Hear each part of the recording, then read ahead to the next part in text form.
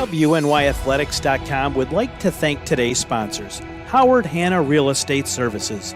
Ready to sell your home? Visit howardhanna.com today. Howard Hanna. Home happens here. Western New York Immediate Care, with 4 convenient locations in the Buffalo area: Amherst, Buffalo, Depew, Lancaster, and Orchard Park. Western New York Immediate Care is now offering telemedicine services to provide you care anytime, anywhere. Visit WNY Immediate Care on-site or virtually at WNYimmediatecare.com. Logistics Plus Buffalo is your go-to resource for all your transportation needs. LP moves freight of all shapes and sizes all across the world. Call LP Buffalo today at 634-0330. Free estimates and financing available for all customers. Empire Electric. Call 716-634-0330. Good morning, high school sports fans. Welcome back to WNY Athletics High School Sports Saturday. I'm Frank Wolf. I'm joined by Tom Prince and Jim Boeheim of the Syracuse Orange. That's not Jim Boeheim.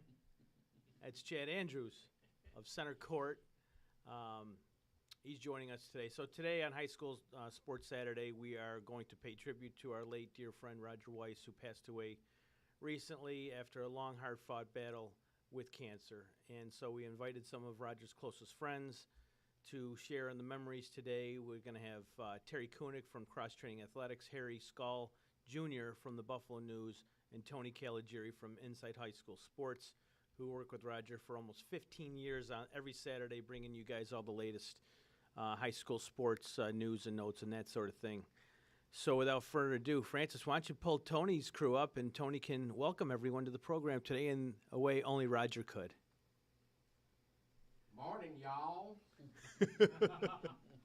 That's the classic way that Tony and Roger would start their Saturday morning show on WGR Inside High School Sports, a show that Tony and Roger invited us down to do many years ago, and we were very thankful for that. They actually put WNY Athletics on the map by doing that because no one knew who the hell we were.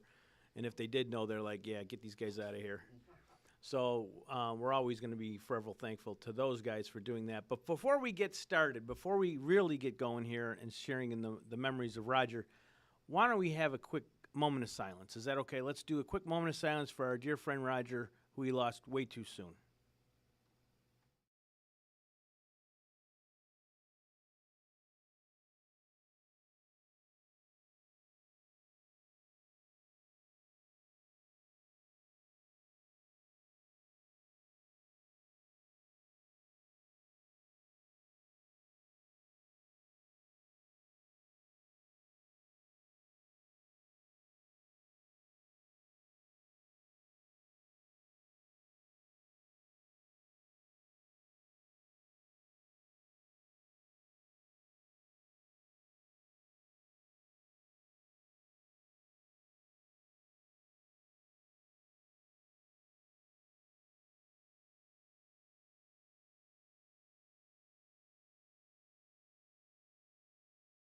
Producing the show for us this morning. Thank you very much, Francis, for taking a Saturday off to help us out today. You did a great job of setting up our secondary studio today. Harry Skull was kind enough to bring in Roger's favorite hat, his Yukon Huskies hat. It's up there on the table, as you can see, and now Tony's taking pictures of us. Tony, it's been a long time since we had you, since we've done anything with you. Last time I was on WNY Athletics, we did play-by-play at the baseball thing that you put together last year at Niagara Falls High School, and I did the Niagara Falls versus Nichols game. Yeah, I believe Roger was there that day. Yeah, he had stopped up, yeah. Yeah, Roger was there. We're going to have another one next Saturday, the 29th, again at Niagara Falls High School. Tom's was just recently featured on Channel 4, which was kind of cool. To talk about that, the Buffalo News did a nice article on that. It's in Niagara Falls, so I got to believe the Niagara Gazette is going to be doing something for us, you would hope, considering we're right in Niagara County with bringing 16 baseball and softball teams up there to help spread the word on Niagara Falls High School and showcase that athletic I'll definitely complex. be stopping by. Yeah, I mean, it's amazing what they've done up there with the athletic complexes and everything else. So it's a great location That's for my home turf. Yeah, absolutely. And Joe Kraus And to some degree. More ways than one now. Yeah, you're working it there. You're working there now. I work at high school. We got so many games this year, we actually can't stream them. Yeah. Because we've got so many games, so we're coming up with different ways that we're gonna do something so that people can get kind of a look in. And due to Francis's concept of Friday Night Lights, you know how we do live look-in at games, it'll be probably very similar to that is what we're gonna do for the baseball front. So. Yeah, so we're looking forward to that. Also, just a couple news and notes. We've got the Connolly Cup 50th anniversary party celebration this summer. It is on Wednesday, July 26th, 3 to 7 at Fontana's Grove. You could email connollycup50th@gmail.com for more information on that. That's the Connolly Cup 50th anniversary celebration. They're honoring all the past recipients, nominees, and all supporters. You're all welcome.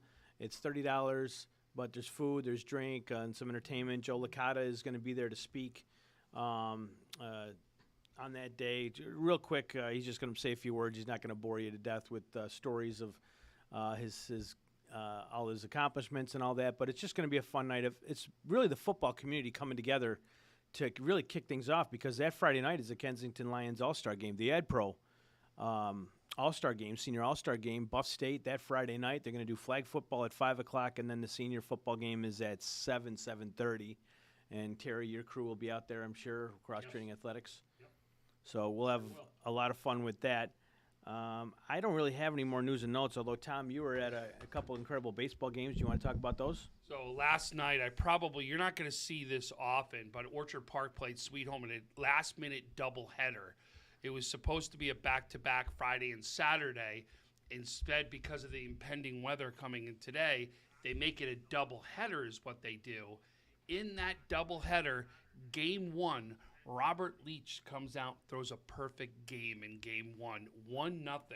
And I'll tell you, the run was scored by Orchard Park early in this game, unfortunately on an error. This could have been a 0-0 game going into extra innings. But Robert Leach just looked unbelievable out there today. You can see he had great command of his fastball. Just a great kid, really is phenomenal kid, and everything about I can't give enough positives about this kid. But 1-0 was the game one, perfect game thrown. Second time I've seen a no-hitter thrown at Sweet Home, right? That's the second time I've seen it, because the first time was one of the very first games I covered at Sweet Home where he threw a no-hitter, and it was snowing out. It was actually 30 degrees is what it was. It was crazy. And he did it against Maryville is what he did his there. So then they go on and play game two, and in game two, Orchard Park throws a combined no-hitter in game two, so they follow up a perfect game with a no-hitter. Just an unbelievable pitching performance. And if you look at it right now, the pitching performances that you've seen from Orchard Park, they've had now 4 different guys throw games. 3 in a row were complete game wins. Canisius, McQuaid, Sweet Home. It's not like this is like, you know what I mean? Like, these are 3 really good wins. And then followed it up with 2 pitchers that went the rest of the way. 5 2/3 by the starter, Wisniewski. Follows it up by Arnold with an inning and a third. And now you've got a combined no-hitter. So think about that. That's 4 different pitchers, 5 if you include the finish of the game, that have gone out and done it for Orchard Park. We haven't seen a pitching staff this deep in a long time. I got a chance to see a little bit of Will South Grand Island baseball yesterday. Will South looks pretty good. I know Grand Island is going to probably struggle this year. They didn't look like they were as good as the Will South team I saw play yesterday. But Will South, at least 1 through 5 in that lineup, is pretty big, pretty strong, and very aggressive at the plate, I will say. I like their catcher 22 for Will South. Didn't get a name there, but Will South they look beautiful. Those jerseys are amazing. Those blue Billy's jerseys, those are, I mean, I haven't seen a whole lot of them yet this year, but I'm going to say they're the first one they're the top jersey right now. They're the leader in the clubhouse when it comes to fashion for high school baseball. So Billy's, you guys look really good out there. I think they won too. I would imagine they did. It was they were kind of running away with it there when I was there. So, anyways, why don't we talk? I mean, Roger's legacy. Let's start there. Roger's legacy, the impact he had on Western New York high school sports in general. Roger didn't miss a Friday night football game, and then when we added Thursdays, he was at the Thursday night game, and of course he was already going to be out on Saturday. And he may be at 2 or 3 games on a Saturday. If St. Francis was playing at night, he'd start at one location. If the game wasn't going great, if it was lopsided, he was going to go to another field, and then he was going to end up at St. Francis. So this is a guy you might have seen 5 football games in a weekend. You know, there's only so many people out there that really could say that they do that. And Dennis Sarah was probably one of the other guys, and Dick Gallagher. Those guys might have seen 4 to 5, 6 football games on any given weekend. What you guys don't know is Roger had the ability that Dick Gallagher had. He could split his body into several and show up at all these games. Not too many people knew about this, but Dick Gallagher came upon that formula, and Roger took it up. Yeah. Frank, I'd like to add that just early on here that a guy can't do what Roger did without a very supporting wife at home, and Diana was so supportive of him in all that he did, and I think we need to send out a shout and a thank you to her. Absolutely. Thank you, Diana. Oh, yeah. Diana's the first lady of high school sports, I guess you could say, next to Queen Anne, Dick's wife. You know, those two. I mean, and Diana, we didn't see her a whole heck of a lot, but we did see her at the senior all-star softball game last year. That was one of the first times I actually seen her out in public at a game, so that was nice to see We her started there. doing some cross-training stuff, too, in basketball this year. Wasn't she helping do some of the the awards there? Could have been. It could have been at one of the games that I didn't do. It someone else. It was did, at Buff State. You weren't there for that one. But I thought that she got involved in some of the girls' ones. Very possible. It's possible. I Surprised me. didn't hear She was that, so but supportive. yeah, I know your wife comes out and Right. does a lot, so She that's, enjoys it, yes. so Thank she you. does. The legacy Roger leaves is similar to what Dick Gallagher did with football, but Roger touched, girls basketball and girls softball. Those were probably the 2 biggest. But in the fall, alongside football, he was at a number of volleyball matches. He loved watching the volleyball too. I think almost a second home to Roger was Hamburg High School. I mean, he close proximity to his house. He did a lot of games at Hamburg. You could see him at Hamburg during the week, probably at least once or twice a week. He'd be at Hamburg High School. Not that he was playing favorites, just closest proximity to his house. Would anyone want to speak to that? Plus, he had a great relationship with Pat Cawley, so Yeah. that would be another reason for him to get over there. For sure. But Roger's legacy, did he bring more attention to those sports that hadn't been there before? Absolutely, 110%. We have more coverage of these sports. When we started out, or when I started Inside High School Sports, in the beginning, it was just me starting. And when Roger came in, like 3-4 years later, that's when he and I talked about splitting up and how we were going to cover everything. I says, well, it's silly for all of us to go to the same game, so to speak. And Roger, already had, he loved all the other sports. He said, let me do this, and that's what he did. And he would go out and, and we were able to split it up so that we could, provide as much coverage as possible. Yeah. And we were covering many things. But before that, nobody was really doing anything on girls' sports. Yeah. At least none that I could recall. I might add at that point, too, how Roger really brought the Southern Tier girls especially, boys also, into perspective and gave them credit. He felt many times they weren't getting their due attention, and he really did a great job of promoting them. Yeah. Well, there were other reasons he liked the Southern Tier too. The food. We'll get into that. His favorite Listen, restaurant. if food was involved in it, Terry he was can there. definitely speak on that. And Frank. How many garbage plates did you guys consume Oh, over my, the years? Roger and I did it many times, and with the garbage plates and Davidson's. And his favorite thing was we'd go and have good dinner first at Davidson's, a good fish sandwich, and then or a garbage plate in Rochester. And when we got to the game, he would then tell the coaches and the parents that we came here for dinner tonight at Davidson's or Steve T's for a garbage plate in Rochester. He said, now we decided we'd stop at a game. And that was when Roger Roger's favorite thing. Also, one of the reasons why he loved going to Williamsville South football games when Joey Licata was playing, because they did the cookouts in the parking lot. He said, "I'm no dummy." He was right. Will South always did a good job. Yeah, they did. And they still continue to do. They have a good concession stand there. What does anyone know what Roger's favorite concession stand would have been? I know at Taste of Buffalo every year there was a fish sandwich. Was it the Sea Dog or something like that? And I know that was one thing he looked forward to every year. And one year they didn't have it, and he was so disappointed. And he would tell me, he goes, "Anthony, you got to try this. You got to try this." There was one field that he would talk about on the show regularly, Maple Grove, and that Yes. taco in a bag. Yes. Is that what there was? He was the first one to tell me about taco in a bag. Yeah. And then the first time I tried it was at Iroquois. Okay. I'm like, "Oh, wow, this is a great idea." I went to Maple Grove for this taco in the bag. I mean, CSP and Maple Grove was playing one of their. It was a playoff game.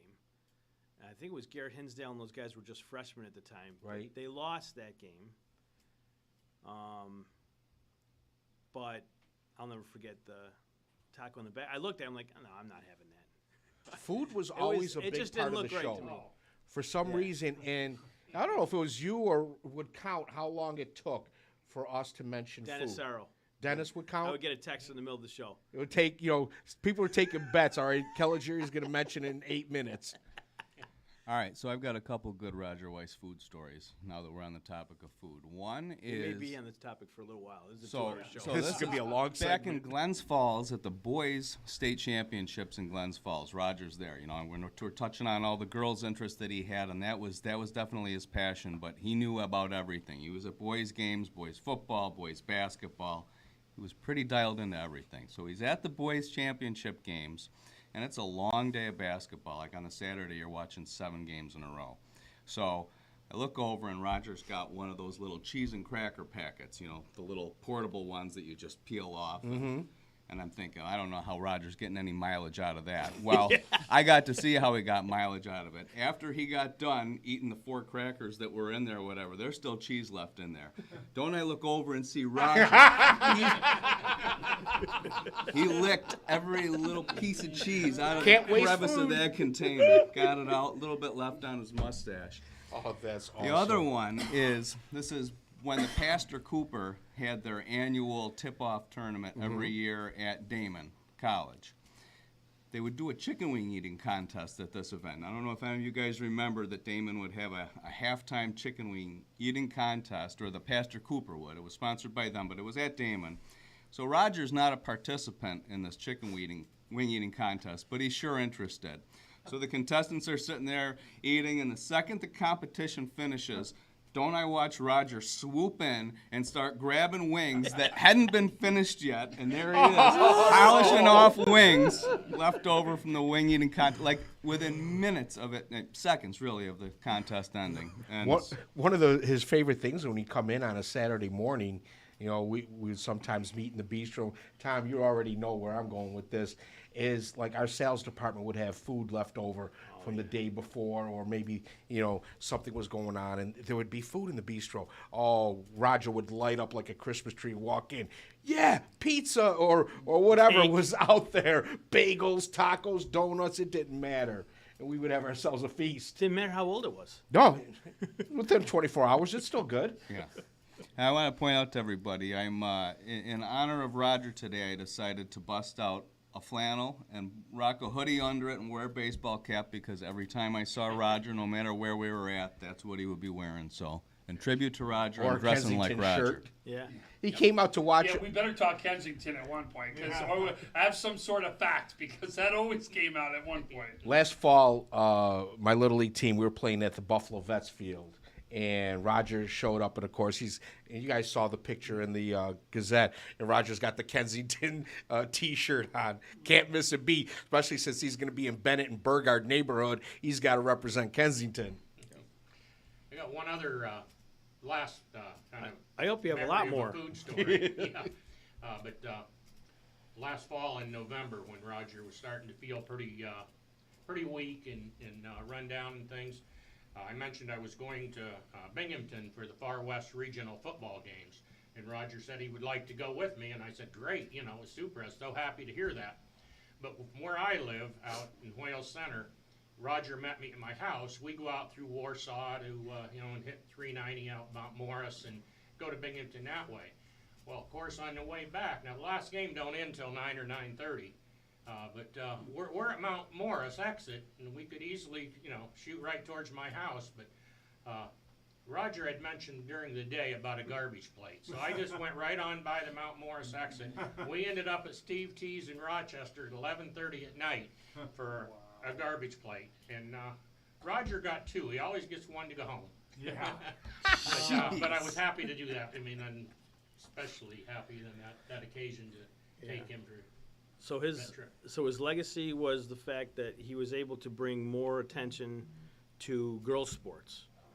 Definitely. Definitely, but also bring business to local restaurants in specific areas of Western New York.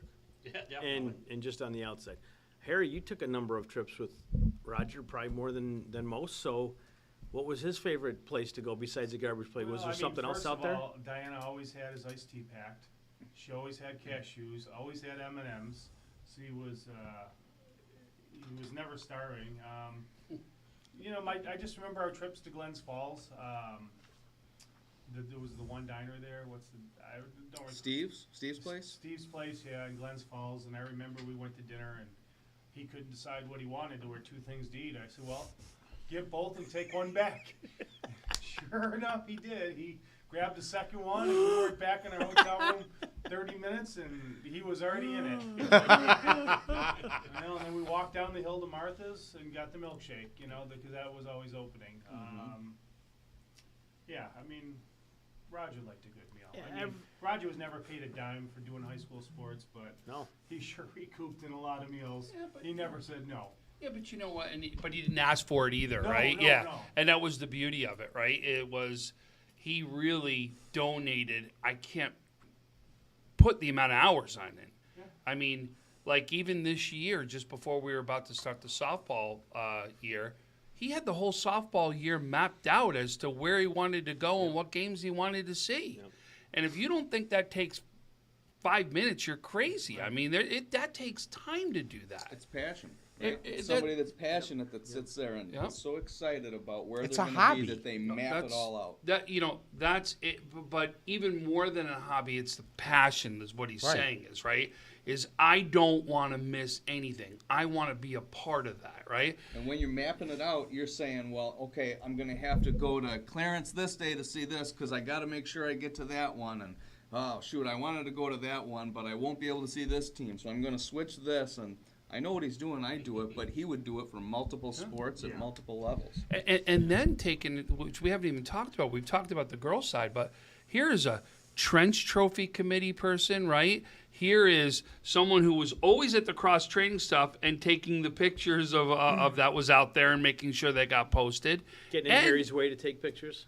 You know, Yeah, that's all right. It's Roger. and also he did some Conley Cup stuff too at Yeah, one he was point. the last 2 years. So I mean, you're talking about a guy that was also on two big committees, and there are not many of them that crossed both of them and did both of those, No. right? So on two huge committees to boot with all these other things that we're talking about. Plus, I mean, he helped us select all Western New York teams when we do them at the end of the year, if we choose to do them. Especially with basketball, girls basketball, he absolutely had a huge part of that. Same thing with softball. I'm not going to say favored the Southern tier, but he made sure to bring them up in conversation. Like, hey, don't forget about these Portville or Panama girls down here. I know you guys didn't see them, but I'm telling you, they were good enough to be on this list. Yeah. And you need to mention them. I mean, Danny Haskell. A lot of people up this way didn't know who Danny Haskell was if it wasn't for Roger. Right. And this is a girl where's she playing now? She's collegiate. Is she a Damon or She just left Canisius No, to she go to just St. left, yeah. Bonaventure. to go to St. Bonaventure? Yeah. So there's an incredible story right there. Obviously, Roger knew the family well, but Roger brought a lot of girls to the front here that we may not have known about. Roger not only knew the star players, he knew a lot of the role players on the team too. And not just the players, but he knew their parents and Right. coaches and Right. officials and, Yeah. you know, I mean, but he supported a lot of them. I mean, you speak of the Franklinville girls basketball team, you know, there was Abby McCoy that he promoted heavily and several other girls that too many didn't mention, but he supported them all. And to that point, like, that's one of the things that stands out about me about Roger is a lot of love for different Southern tier teams, but within that there would be families. So he would say, well, we're going out to Maple Grove, but he was leaving at 3:30 because we were going to tailgate with this family or the Seckies, and you know, and so there was Maple Grove, there was Randolph, there might be Portville, Panama, whatever. He wanted to know people. It wasn't just about I'm going to catch this game and get out of there. It was a whole experience. There was a communion of people. Don't forget, he would always find a tie between those people in Kensington. So-and-so's grandmother graduated from Kensington in 58, you know. So there was always that tie. And I think, and, you know, Roger was a huge fan of the McDuffies. And you have Isaiah McDuffie and Gabby, who both went to Olmsted, which at one time wasn't at Kensington High School. Yeah. So that kind of drew that there. It definitely helped play a role there. I know are we on Facebook? We're not necessarily on Facebook. So, well, we put the tag to YouTube on there, so Okay. you can comment. And we've got a story here from the Randolph Lady Cardinals basketball account. It says, I have a Rogers story from this That's year. Coach Dave, right? Yep.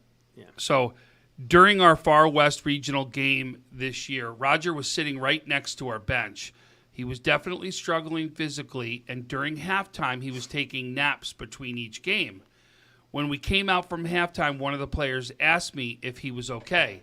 I told her Roger's situation and his health issues, and she asked, why is he here then? I told her how big of a supporter he was of high school sports, and this was probably one of the places he'd rather be more than anything else in the world. And she responded and said, well, we better win, just make it worth it. Just a really cool moment where just in that one situation, his commitment to high school sports was appreciated by someone that he'll never know. I wasn't able to tell him that story, but just one more cool thing story of Roger making an impact of high school sports. Great. Thank you. Thank you Good very job. much, Coach Dave. And we had the Randolph girls and Coach Dave up here maybe a month ago in Studio A over there. And they were singing songs and they were having a great time, and congratulations to them. I know they came up a little bit short, but they got to the state championship. So and Roger, you know, he didn't make it out there to the finals, but I'll tell you, the last time I saw Roger out at a game physically was down at JCC, and it was that Saturday. Terry, I think you were down there on that Yes. Saturday too, Yes, I yeah, was, and Harry. Yep. But there were two phenomenal girls basketball games. Roger looked great. I'll tell you, he looked great. He was not dozing off. He was on the ball that day. I would interact with him regularly that night. He looked great. He really did. He was in his glory. That's where he wanted to be, and that was his. I can't swear, but that's It's his Mecca. That's his stuff right there. And we didn't see him the Friday night before because we all went down to Davidson's and met up, and I was hoping he would make it there, but I understand he couldn't make it to both nights. Understandably so. He wanted to rest up for Saturday because he had those two games, and then You're right. he had date night with Diana. They were going to the Riviera, I think, to That's see the correct. Queen tribute concert. Yes. So, Yes. For as much as Roger loved the high school sports, with Diana, he had his priorities. Yes. They had their date night, and she had nights that she didn't want him to travel because of the weather, and he never questioned it, never pushed her, respected her, and loved her, the way, a man should love a Yes. woman. Absolutely. And the other thing about Roger going to the Southern Tier, it wasn't just to see a game. I mean, every time he went to the Southern Tier, that was like going to an extended family reunion. Of course. I mean, if you Of saw course. Roger at games, he'd give his accolades to the athletes. But during the game, he'd be in the stands sitting with the parents. He'd be learning more about them. And we're better for Roger. He took an interest. Yeah. Roger got a lot of hugs at those games Yes. from the parents Yes, he did. and that. And he enjoyed those hugs. My first out of town trip with Roger, if you will, was I think we left the studio. No, it was a Friday night actually. I met Roger out in Boston at his house, and Roger was going to drive me down to Southwestern and Strider. We were going to hit 2 games. but we went to a restaurant that Sandy Beach had talked about a number of times with this. R&M Is it in okay? Randolph. Yes. Best burgers, as he used to say. Roger didn't agree with him. That was the one time Roger was disappointed, and he finished it. He gave me finished an it. earful. he gave me an earful about that. And He probably finished was it. on air too. There was nothing left. I mean, the burger was gone, the fries were gone, a couple of the Cokes were gone. Lucky the plate was left. So, and I don't remember if we got dessert or not. I don't think we did there, but I'm sure we had something else at Strider or Southwestern before we left. But we did go down to that R&M. He was super excited to go there, and he goes, "I don't know what Sandy's talking about." But there was no evidence left that we had been there, so it couldn't have been that bad. But that was my first. He trip forced over it down. And yeah, but we took his Chrysler 300, which he treasured, and he got a second one, but this was the white one, and we listened to Queen the whole way down. So that was his music.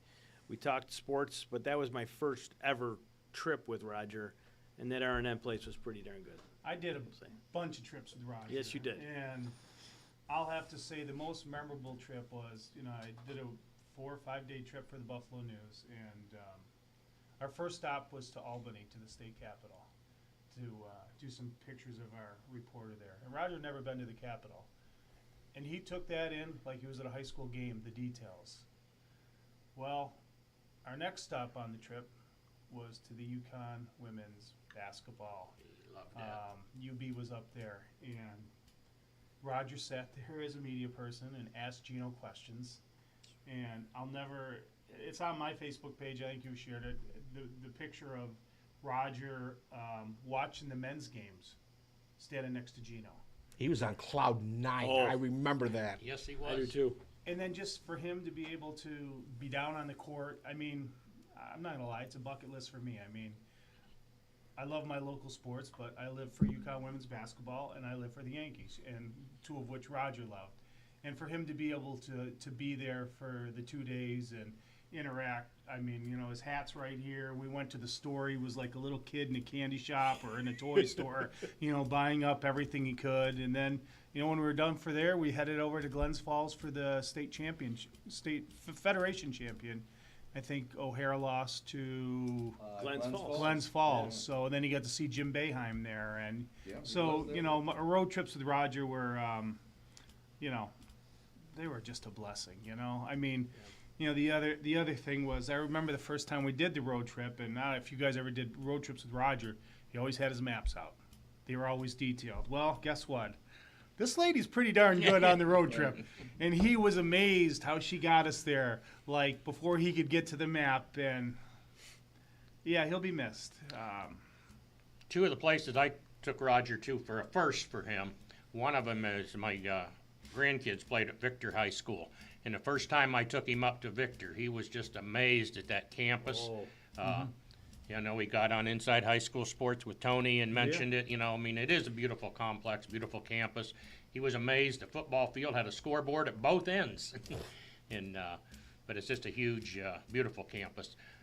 But after that, then we ended up going up there to Victor several times for lacrosse and for basketball games.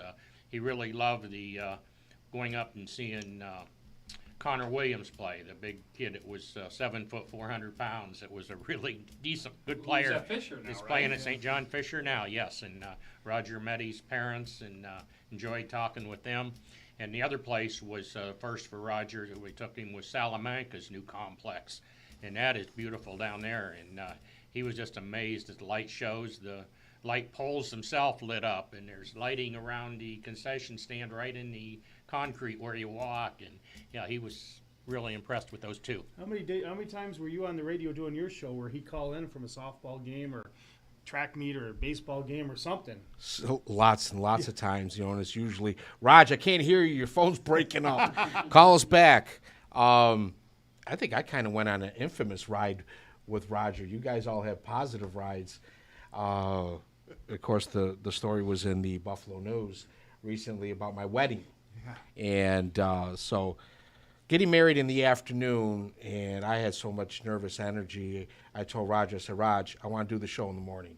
He goes, what are you, crazy? You're getting married. I said, no, it'd be great. We'll have Kozak come in, And in fact, that was the day I met Sean Brusso. Sean was, I think, 16 years old at the time, and he was still playing for Lancaster, but Sean had an interest in getting involved in radio and sports journalism. So we all show up to do the show. I'm in my tuxedo, and Roger looks down and goes, "Anthony, you're wearing sneakers." I say, "Yeah, they're more comfortable than the shoes." And he just got a kick out of it. So, we did the show. We had a lot of fun. And the show ends. Says, "Let me stop into the bathroom and get freshened up." And I'm adjusting my pants, and the clasp broke. And like, uh-oh, my pants won't stay up. And Roger is cracking up. He's absolutely losing it. So we get a hold of my brother. He's frantically running around trying to find suspenders. But the thing was, Roger was my ride to the wedding. He picked me up at my apartment. We went to the studio, and then from there, so I'm 40 minutes late, and Roger's driving. He was like my AC Cowlings, and I was OJ. "I got Tony in the car. We're on our way." Oh, He God, that saved was you. memorable. Yeah, he saved me. As people are seeing the pictures that Francis is running through on the show today. There's one of my favorite pictures of Roger is him at Syracuse with that sport coat on. Yep. He's trying to mimic Chris Watson, who's on the board, New York State Public Eye Shows, one of the media guys there. And Chris always is very fashionable, right, with his Yep. sport coats and that. So Roger showed up to the Carrier Dome 3 years ago, I want to say, with the checkered plaid sport coat. And I think this last year he presented it to Chris. Yeah, Chris mentioned how much he liked it, and Roger said, "Well, it'll come to you." So So that's Roger did give it to him this year. yeah, that's pretty cool. Because Chris did. There is a picture somewhere I saw with Chris wearing it. Yeah. So that was nice of Roger to do that, and it was even nicer for Chris to wear it. We were at the Carrier Dome this past year, and I don't think Roger had ever met Neil Kerr before, or Steve Grandin from the New York State Sports Writers Association. He knew John Moriello, Right. but it was nice that Roger had a chance to meet those guys this year. We introduced them guys he had never met. Now we lost Neil and Roger within a month. So Steve, take it easy, buddy. Whatever you're doing, don't leave your house for like a month, poor guy. I feel bad that Steve lost two guys, because Steve and Roger had talked before. They had been, emailing and things of that nature, but they had never met. So it was nice that they were able to meet and talk and, eat all our pizza in the media room and all that. Order more next time. Well, we may not have to order as much anymore, unfortunately. But we'll probably have to do that. Tony, we got to get you out to the Carrier Dome next year. That would a be great neat. time. It really is.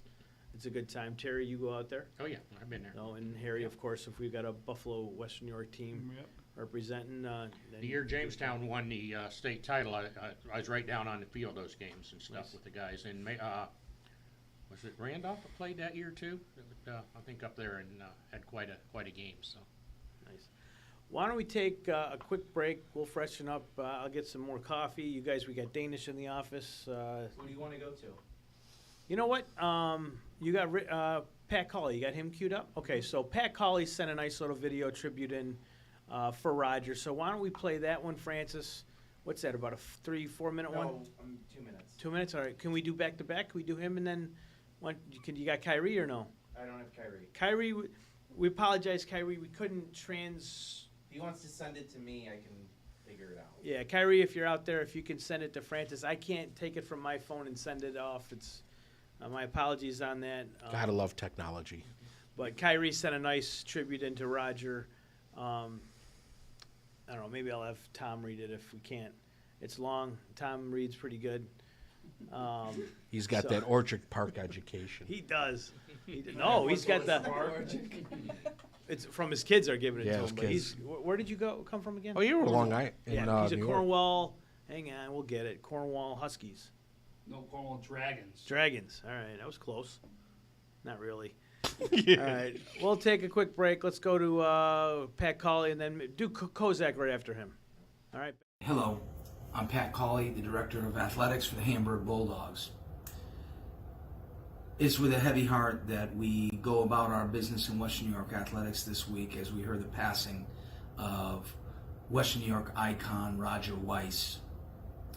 Roger was a champion for high school athletics, and not just the major types of sports, of all athletics for young men and young ladies, and we are so saddened to hear of his passing. It's difficult for us here in Hamburg because with Roger living in such close proximity to our campus, it was not unusual for him to be here 2, 3, 4 times a week, taking in a game, him and I having some wonderful conversations about the outstanding student athletes on our side and that of our opponents. We just wish to express our deepest condolences to Roger's family and the Western New York athletics community. Thank you very much, and God, please bless Roger Weiss. Rest in peace, Roger.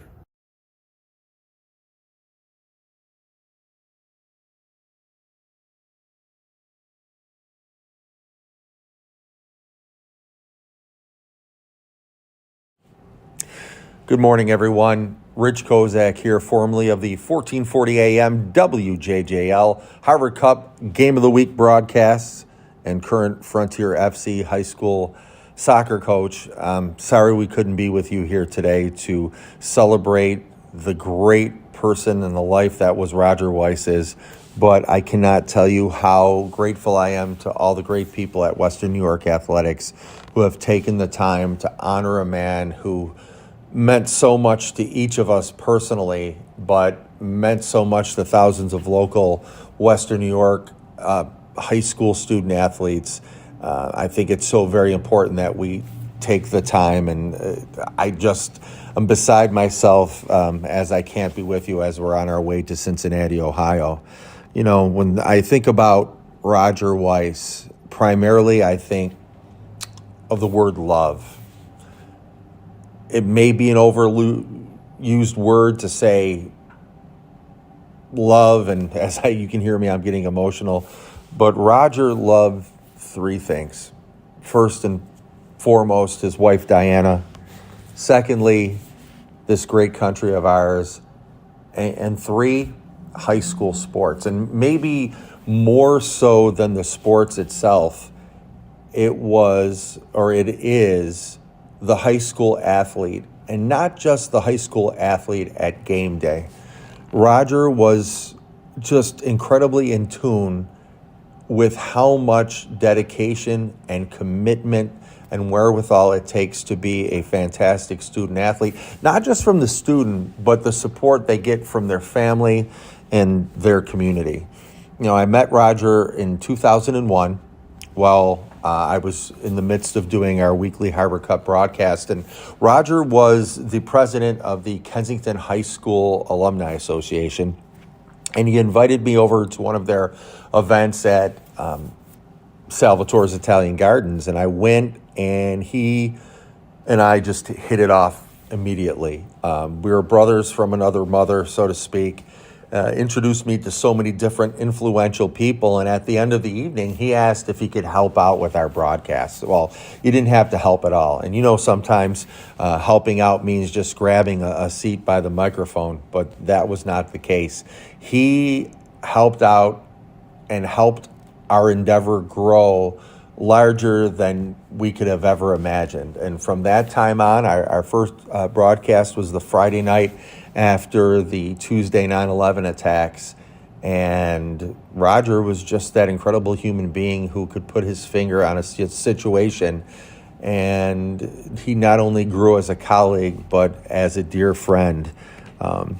You might know our Harvard Cup broadcasts are where our good friend Sean Brusso, Hall of Fame coach Art Cerati, our wonderful sideline reporter and jester Dr. John Pluta all got together. And Roger's encyclopedia of knowledge of high school sports, professional sports, collegiate sports in this area, and quite literally the world. And he had a love for cinema and old-time radio and TV shows like I did. I was always surprised that Roger's favorite band was Queen.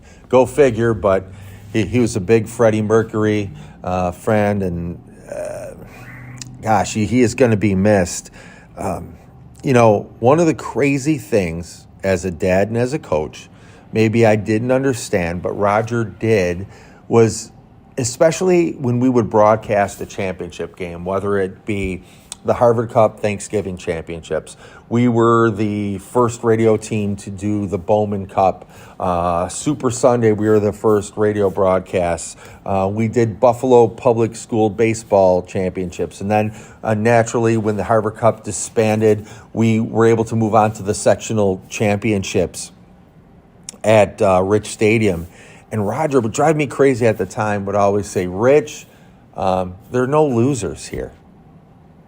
We have a championship or a championship team and a runner-up. And I wouldn't say anything on the air, but I would think, Raj, it's a second-place team. We have winners and losers. And as I got to see Roger's affinity for the high school student, he was 100% right. There are no winners and losers. And definitely with Roger being a part of all our lives, he made us all winners. He had the incredible way of making every person that he came in touch with feel the absolute best they could. He was all our biggest fans, and he promoted, whether it be us or any student athlete. I don't care whether you were, a booster club member or the record-setting scorer on the sectional team. We're all equal in Roger's eyes. I was lucky enough to see Roger that final Thursday before he passed away on Saturday. And I was so happy to see Diana and glad to know that he was coherent enough where he couldn't answer, but he could respond. And I just wanted him to know, because he would be embarrassed with all this attention that he's getting, that Roger, you were loved, you are loved, and you did make a difference with so many high school athletes and families and friends in this area. We'll be able to say goodbye to you on May 18th, but we know until we meet again, it's never goodbye.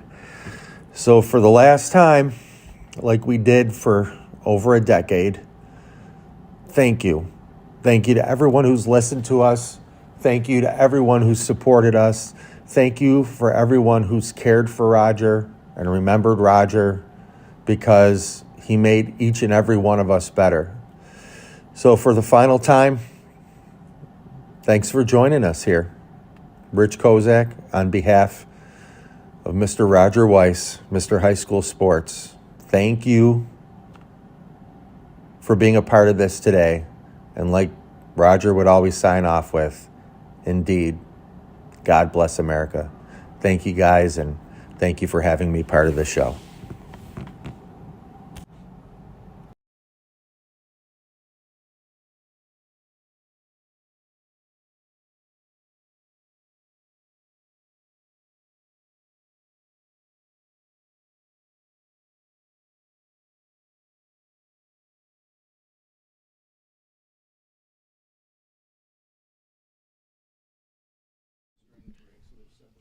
Hey everybody, welcome back to High School Sports Saturday. I'm Frank Wolf with Tom Prince, Chad Andrews, Tony Caligiuri, Harry Skull, and Terry Kunick. We're talking about the life of Roger Weiss, our good buddy.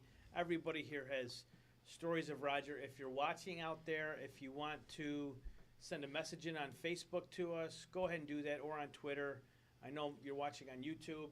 Or text any of us. But yeah, you can text us. But if you have a question or a comment you want to make, a story you want to share, by all means, send it in any way you can to one of us that's on the show, or send it to Francis or our Facebook page, and we'll make sure we mention that. Kyrie Demos, again, sent in a nice tribute to Roger, and maybe I'll have Tom read that in just a little bit. But we want to go through some more stories. What do we got? We got about an hour left, hour, 4 minutes. So, Francis, what are you laughing at? Kyrie sent an audio recording. He did? Yeah, we can have it going in a few minutes. Oh, so you got it up? Yeah. All right, we'll do it for the next break then, okay? Yeah. All right, I cool. feel like I got Howard Stern and Baba Booey. Oh, this is like the father-son combo. This has got everything to it. Baba Booey. We need you back on Saturdays, by the way, to referee.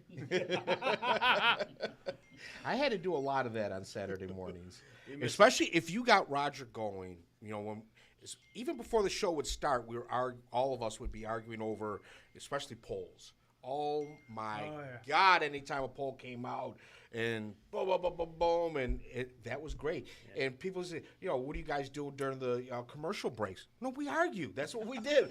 We debated more. It never ended. That's one of the things that I missed Look the at most. what we did for the last 10 minutes before we came on the show. We stood out there and debated about who should be all Western New York and what the format should be, and it was just Disc golf. That's my. We'll get into that some We other gotta time. somehow we gotta get a picture of your socks on there. Somehow Tony's got these awesome, cool disc golf socks that he got for Christmas. That we'll Thank get them you, up there Jeannie. a little bit. Pretty nice. So But I'm sorry, Chad. I want to stay on this topic for a second of like what you talk about during breaks or right before the show. So Roger, one of the things Roger would always ask me every season when he saw me was, when can you come on? When can you come on the show? As soon as we were getting into basketball season, he wanted me to pick a date. Let me know what's going to work, and I'll see if Tony can make this work. So I'd come up in studio, usually at least once in the season. But I'd be going up, and I'd say to my wife and daughters before, I'm going to be on WGR this morning. It's on from 10 to 11 if you guys want to listen. But I'd say, don't tune in until at least 10 after or so, because the first 10 minutes, Roger's just going to tell a lot of stories, and he's going to have a lot of stuff. It'll take a little bit to get into, and then I come home and they'd say, it was more like 15. So, yeah, well, Roger's got a lot to say.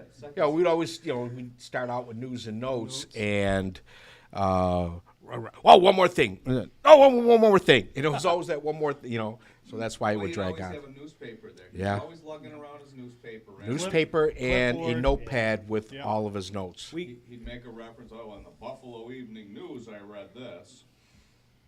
Yeah. He did. He was. You know what? He didn't sugarcoat stuff either, though. I mean, Roger. No. That's the one nice thing about Roger that he can get away with. He was able to kind of put you in your place, But call- not everybody liked that, and it did ruffle some feathers, and there were times I'd have to get the fire extinguisher out and try to put out fires, sometimes successfully, sometimes not. But his arguments were his arguments were from the heart, though. You know what I mean? He wasn't doing it to hurt. No, to he's put what the he believed reporter in. down or whatever. He just wanted to Passionate. make sure. Yep. Yeah, he was passionate. He wanted to make sure the kid got their due. What were you gonna say, Mr. Prince? No, It was never it's personal. It was a passion, is what it was. It's, the debates that we had that we've been alluding to, right? It was just a debate that just turned to be on air, right? And it was when you're trying to really go after what you believe in or what you believe is the right thing, right? And when you do that, you become very passionate about it, become very loud about it, and that's what he did. Wasn't anything wrong with it. Oh, Roger. I guarantee you, if we sat here right now, and you alluded to the all-Western New York team, right, for the boys basketball, I guarantee you, if we said pick the top 5 players in Western New York, we'd have 6 different teams. Of right course. now. It just becomes, that's where that passion then comes out, because you want your voice heard, and he made sure his voice was heard. And it was not just that, arguing the name. It was also arguing and debating the criteria for how do you pick it. Yep. And that was one thing, an area we often went to. Yeah, because he said, look, how can you discount this team? They're playing for a state title. Like Randolph, I don't know if they got in there, but they won a state title. Where's Jaden Huntington? They've You know, released it yet. So I don't know. I'm just Tomorrow our all Western New York boys will be out on Sunday, and then So that, next like, week the girls. That would be Roger's argument. I'm just Yeah. That I'm and he picking also on Randolph right now. I'm not really picking on him, but you see where I'm going. Like if there was a player left off of an all Western New York team from a state championship winning team, Roger would lose his mind. And what would How he can say you- about it? He would say, there ought to be an investigation. Yes, there ought to be an investigation. Exactly. Thank you. Yeah. But one of the things is not just debating, okay, what players belong on that, what schools should be on that. Roger would also love to debate rules. And if a rule didn't make sense, it bothered him. And he was going to let you know about it. For a while. And anything, and it didn't matter the sport. Like, should it be pass interference? Should it be a 15-yard penalty or mark it from spot of the foul? Yeah. That and anybody that lined up on shotgun on the goal line. I was just going to drove bring that him up. nuts. I know. Anthony, they were lining up on the shotgun. Like, I know, Raj. Why are you giving up 6 yards? You only need half a yard here, and he's 6 yards back. That ate him alive. Oh, yes, when it he did. saw that, and he would never point out the coach or the team, just the No, situation. just the philosophy behind Yes. the Yes. thinking that goes into that play. He had, like all of us, we have our favorites. You look around the Western New York high school landscape of coaches and players. Roger had some of his favorites. He loved certain coaches. He loved McDuffie. He loved Jerry Smith. You know, Harry, you could speak. You guys had a number of trips. Terry, you took a number of trips. Oh, yes. Love Nick O'Neill. Love Tom Langworthy. Yes. Love Ty Loved Ty Harper. Harper. Yes. Yeah. Love Len Harper's been Jankowitz. great, Pat yeah. Collins. Of Lenny and even Les Simon from Yep. Ken Maurice. I just Baseball saw doesn't Les. get a lot. He loved when Les came on Inside High School Sports. Funny to tell. Kurt Fisher. There was a reason Yeah. for Kurt that. I'll Fisher. Well- tell you that reason though. Why did you love that? Why He did you didn't- love? We talked about the food. He The never gear. came in Other things, empty-handed. right? I still have Kenmore East baseball stuff. I've We yet got to some- get anything Niagara Falls. I have to Whoa. stock up. What was it a couple years ago? A few Christmases ago, or maybe it was just out of the blue. We got 2 packages sent to our studio. Oh, it was us. Yeah. Les, he's out of the blue. He loved us. Kindness of his Les- heart. But he truly, Les is a coach who truly loves the fact that people are out there promoting his athletes or promoting athletes in general. I had the pleasure of seeing Les last week. Niagara Falls. Ken East was playing at Niagara Falls. My son had tennis. I was baseball diamonds right next to it. And some of my former players are on that team. And I made sure I went up to Les and give him an update. At that point, Roger had already passed. And, big hug and just talking about our love for Roger and going through some of the memories of Les coming in, and it was difficult. We were both shedding a tear, and and here's Les. He's getting ready to coach a baseball game, and thinking about Roger. You were gonna, before we got into the segment, talk about Kensington a little bit. You know more about Kensington. All I know is what I know about Kensington is what I've learned from Roger. Well, yeah, my early Kensington was all Tony and Roger on the radio show. So 4 years ago, almost 4, I got married for the second time. And Roger was one of my guests at the wedding. And, Roger would always do math in his head one way or another. And Roger realized that my wife's brother-in-law, ex-brother-in-law, was his best friend growing up. wow. John Servey from Kensington. And, Roger threw a few expletives out there when he made the connection. And, Roger swear? yeah, well, Once. I did see him swear above state at the end, too, but that's for another day. But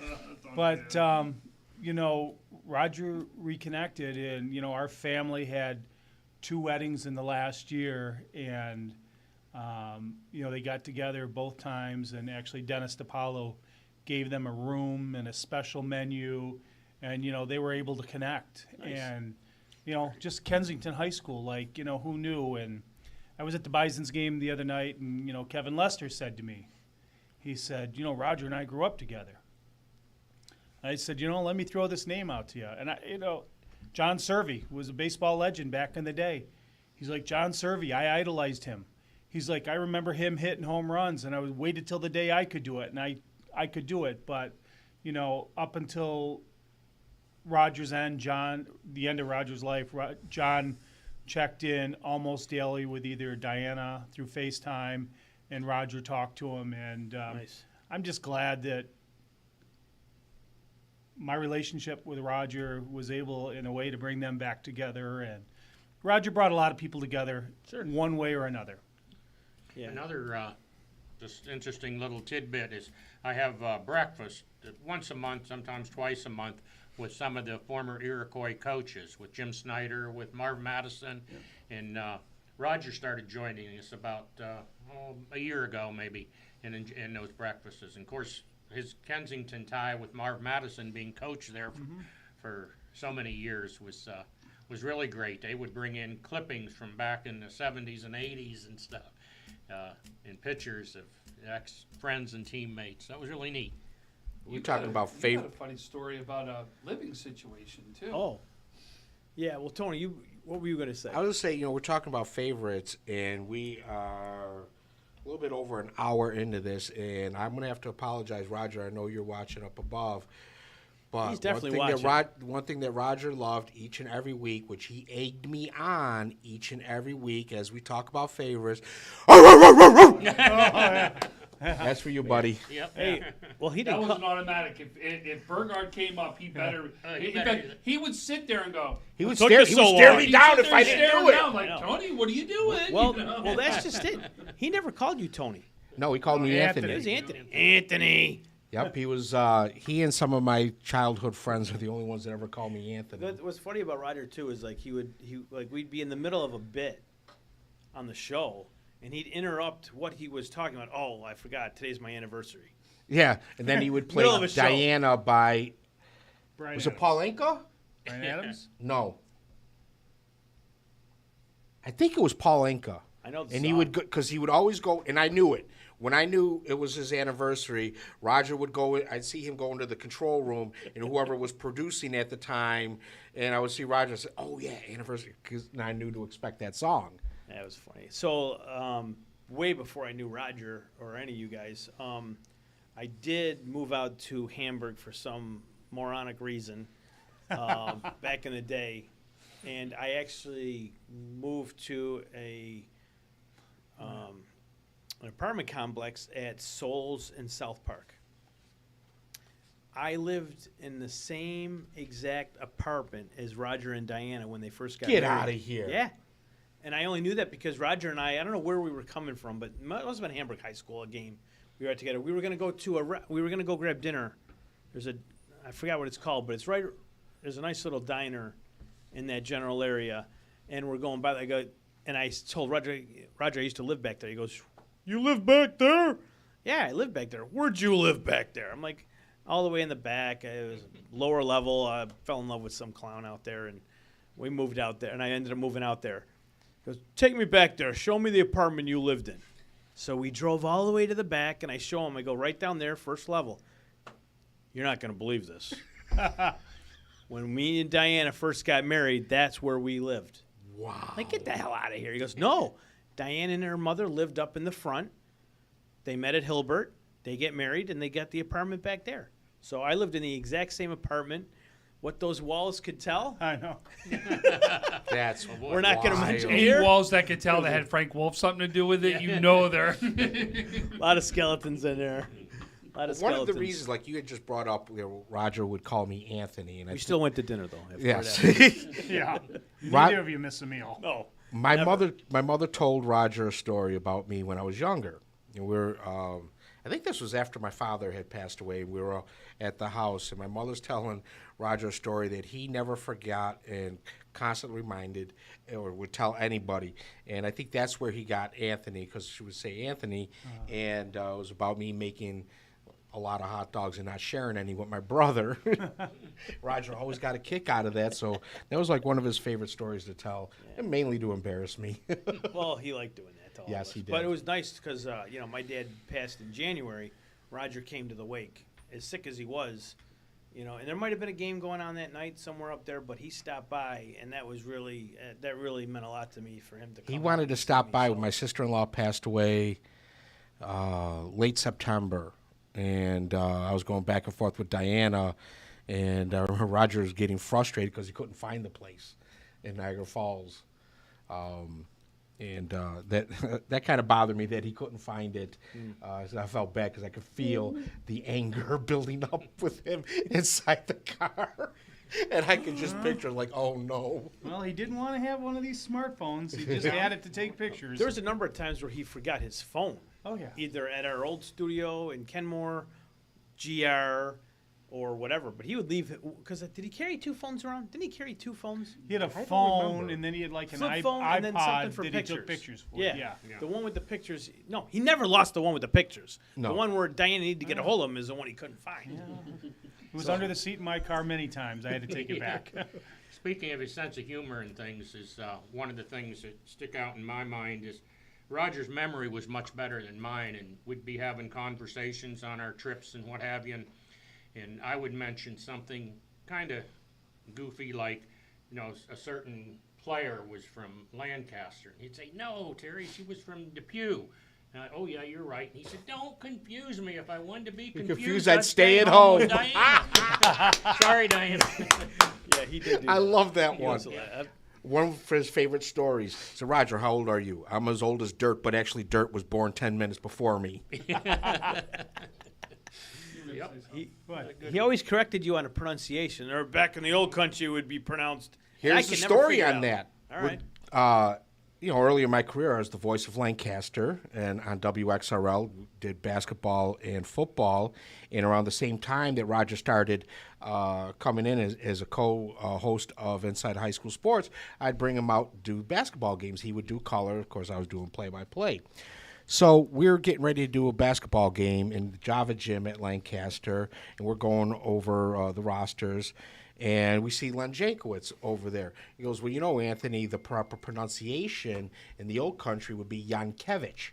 I'm like, wow, that sounded so cool. I love the way it sounded. He did that all the time. And so we looking at the roster, and he was showing me other pronunciations and how the W's were pronounced more of a V. And so I would get into that and doing the proper pronunciation. Then you fast forward to the Saturday mornings, and we're sitting around doing the show, and he would mention it, and I would stop him and say, "No, Roger, it's pronounced, Vashkovsky." He goes, "I rule the day that I taught you that." Chad, you were going to add something. It was just back when you were when you mentioned that he came to your father's calling hours. Yeah. And how that meant a lot to you, and it made me think. My dad died in 2011, and Roger lived out in Hamburg. Now my dad's calling hours were in Wilson, and how surprised I was to look up and see Roger Weiss had driven down from. I didn't know how he would know to find the place, or that he even knew my father had passed. But he didn't just come. He stayed and he sat and he started talking with my family. Next thing I know, he's hanging out with my kids he stayed for an hour. And then every time after that I saw him, he asked about them. And now years go by, and how old is she? How old is she now? And it just so Yeah. cool. And then you get into like some of Roger's things that he would always say, like when he would see me.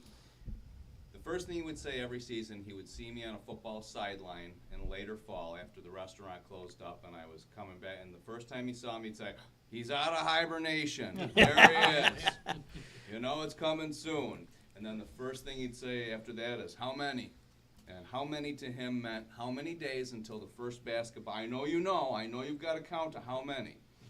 And then I'd come on the show and we'd be talking basketball, and I would reference some team that was really good defensively. And that's when Roger would come in and say, it's interesting. If you hold a team to 39 points, you only need to score 40 to win. Roger That's said right. this to me a few times. We'd be talking about a close game we were at, and I think the saying goes, they snatched victory from the jaws of defeat. Mm-hmm. Well, there's a couple different times we're at a close game, and he goes, well, if anybody can, he would say it like this. He would say, well, if anyone can snatch defeat from the jaws of victory, it's this guy. He said that a couple of times, and I'm like, no way, they're not losing. Sure enough, they lost a game they had no business losing whatsoever, and it would be a football game. But I think that's how he would say it. He goes, well, if anyone could snatch victory from the jaws of defeat, it's this guy.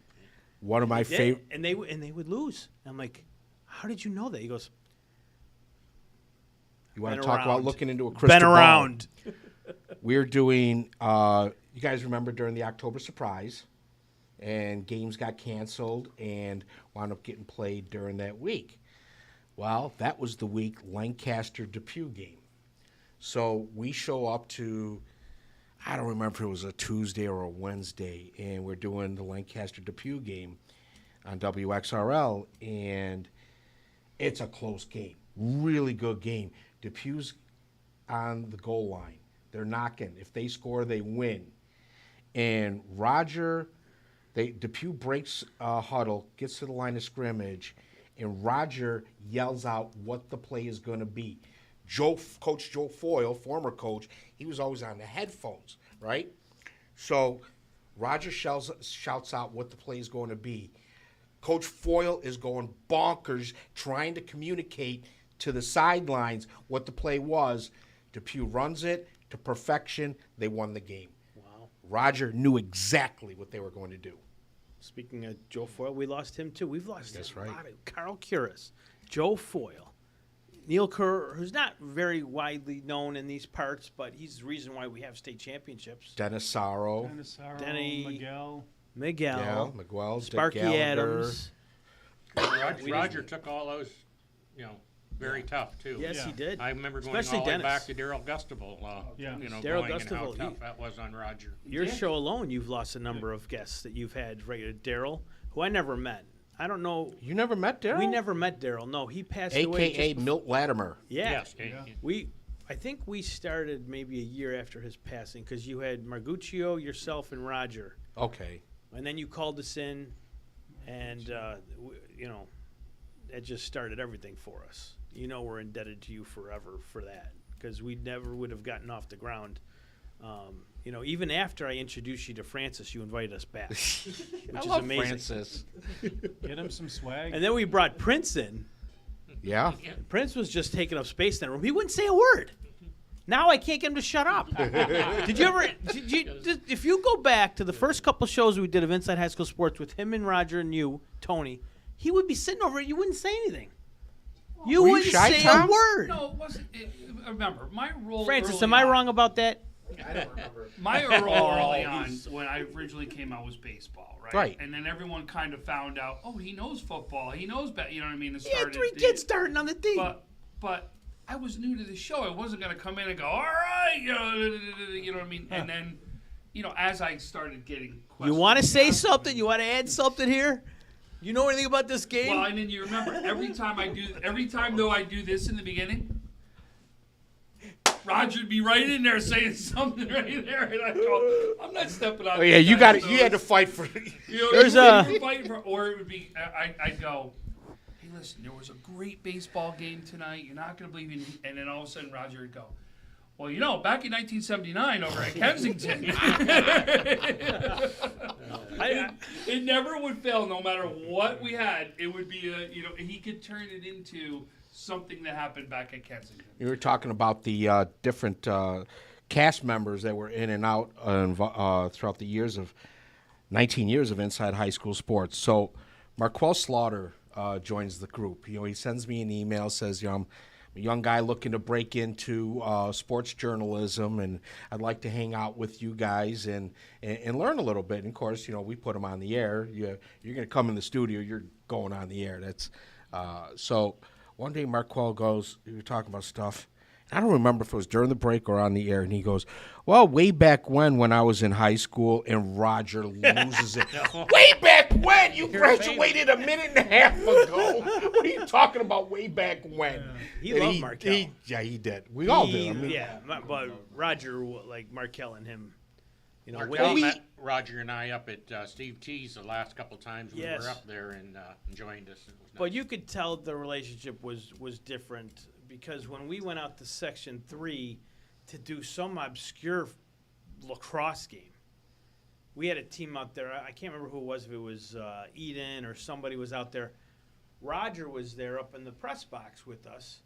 Markel was down on the field, and I'm texting Markel, Roger's here. And I go, Roger, Markel's down the field. Where is he? He's not. I'm like, no, he's down there because he was covering Utica at the time. So Roger went right down there in the middle of a broadcast. Now, he wasn't on the broadcast, but he was there. He went right down there, and it was like it wasn't like the Forrest Gump scene where he sees Jenny, but it was for 2 guys that I haven't seen each other in a while. It was kind of I close. can't believe you just equated that to Forrest Gump. and I Jenny. think I heard Roger scream my from the top of the God. bleachers, Markel! Jenny. Forrest, Roger! That's the one thing that I'm really proud of the fact that throughout that 19 years is no matter what group of guys were involved at the time, it was all friends. Yeah. And it's like we all became friends because we all gravitated towards our love for high school sports. Yeah. And I think that was the one thing. I think all of us missed that, and all of us enjoyed that. And one of the things that we look forward to. Absolutely. It was Yes. a great, you had to be there every Saturday. Yeah. It was just must listen to radio for sure. It's missed. We do this on Saturdays. It's still fun, but I think we're missing your element. Anytime you guys want Nobody me, wants to talk food with me. You can't talk food with Francis. I'm here. It's like talking with my son. I'm in for you. If I'm not playing disc, I'm in. You just let me know. And Tom, all he wants to talk about is margaritas. Margaritas. Speaking of Roger's soft side, I always say there's givers and takers in life. And Roger was a huge giver. Absolutely. I know every time we went somewhere, if I drove, he would buy my dinner. I mean, there was just he would just insist on that. Here he's going over there. Not with me. I covered every one of his meals and milkshakes. Yeah, he always did, yeah. But he also volunteered for many different civic organizations. Oh, he wasn't Erie just County high school sports. Fair Yeah, go on, and Terry. Tell many, us many about him. things. Go ahead, I'm sorry. No, you tell us about him, because that's another thing that we should talk about. Roger wasn't just high school sports. He was very devoted to his community. Right, he was. Just a few of the things I happen to know right off. I know he volunteered every year at the Erie County Fair. Yeah, that's he and right. Diana. He gave blood all the time, regularly, to help others, and he was president of the Kensington Alumni Association for years. And I don't know, just there were so many things. He helped me with the Good Character Awards out there that he wouldn't have had to. Even last fall and winter during basketball, when he'd go to a game with me, and he was weakening, he would want to carry the sign and stuff. And I know, Roger, I'll get it. No, I'm here to help you.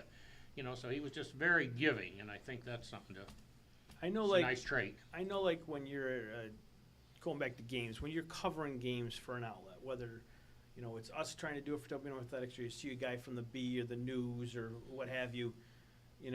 Everyone wants a story at the end of the game. Everyone wants to rush to the winning coach or maybe the player of the game. I would notice Roger would sometimes go to the losing team and console someone. He did it with, I remember it was Will North, I want to say Will North Jamestown, no, it was Will North Orchard Park playoff game. It was one of the Kellys coming off the field. Oh, that was Zachary's year. It was Zachary's year. Yeah. So Will North loses a tough game, and the first guy Roger goes to console is someone from Will North. And I want to say it was the Kelly kid. I could be wrong. But, I could see, here Miguel and I, we're going we want to go talk to Tundo. Roger was with us. Roger was standing right with us at the end of that game when the final horn went off. Roger made a beeline for Will North to go console those guys. And I'm like, what's he doing? Why is he going over there? We got to get the story, because we're doing GR the next day. Mm-hmm. But no, he went to go console the Will North, and he didn't just do that day. He did that regularly, even if it was a regular season. But a big game, kids taking the jersey off for the last time, he's almost unconsolable. But Roger would make an attempt to go over there and try and just lighten it up a little. Hey, great season, great career. You did nothing to hang your head about. You guys were awesome today. Oh, one of the stories I was just popping into my head, and I'm thinking, Roger and I were at Buff State for the finals, and it was Niagara Falls versus Riverside. Niagara Falls in basketball, Paul Harris, Johnny Flynn. Riverside had Mike Williams, who went on to be drafted by the Tampa Bay Buccaneers in the NFL. So Roger and I, we were right next to the Niagara Falls band. And if anybody's ever gone to a game, that band is a riot. And Roger loves it's the got bands. the band there. The cheerleading squad was right in front of us. And Roger and I were picking on this poor coach. Like if her girls were misbehaving, we would yell, "Don't take that from them, coach. Make them do push-ups."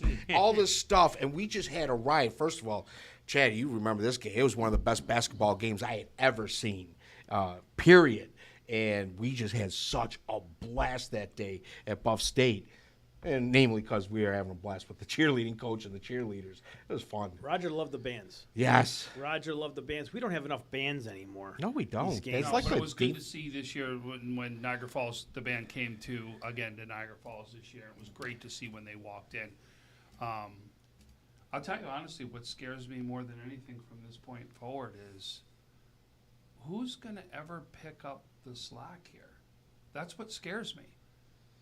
Because no Roger, no Dick, no Markel, no, no Miguel, right? Like, where's it going to come from? Because they were all, their love of sports is for nothing, right? These guys all did it for nothing besides a meal and a milkshake, right? It's on you guys now. Well, but again, there's only so many, you know what I mean, of people out there, and that's what scares me more than anything. Well, I think I mean, to be honest with you, the only real true, when you look at somebody who is the big one sports guy that's the true love, is sitting right next to me. Yeah.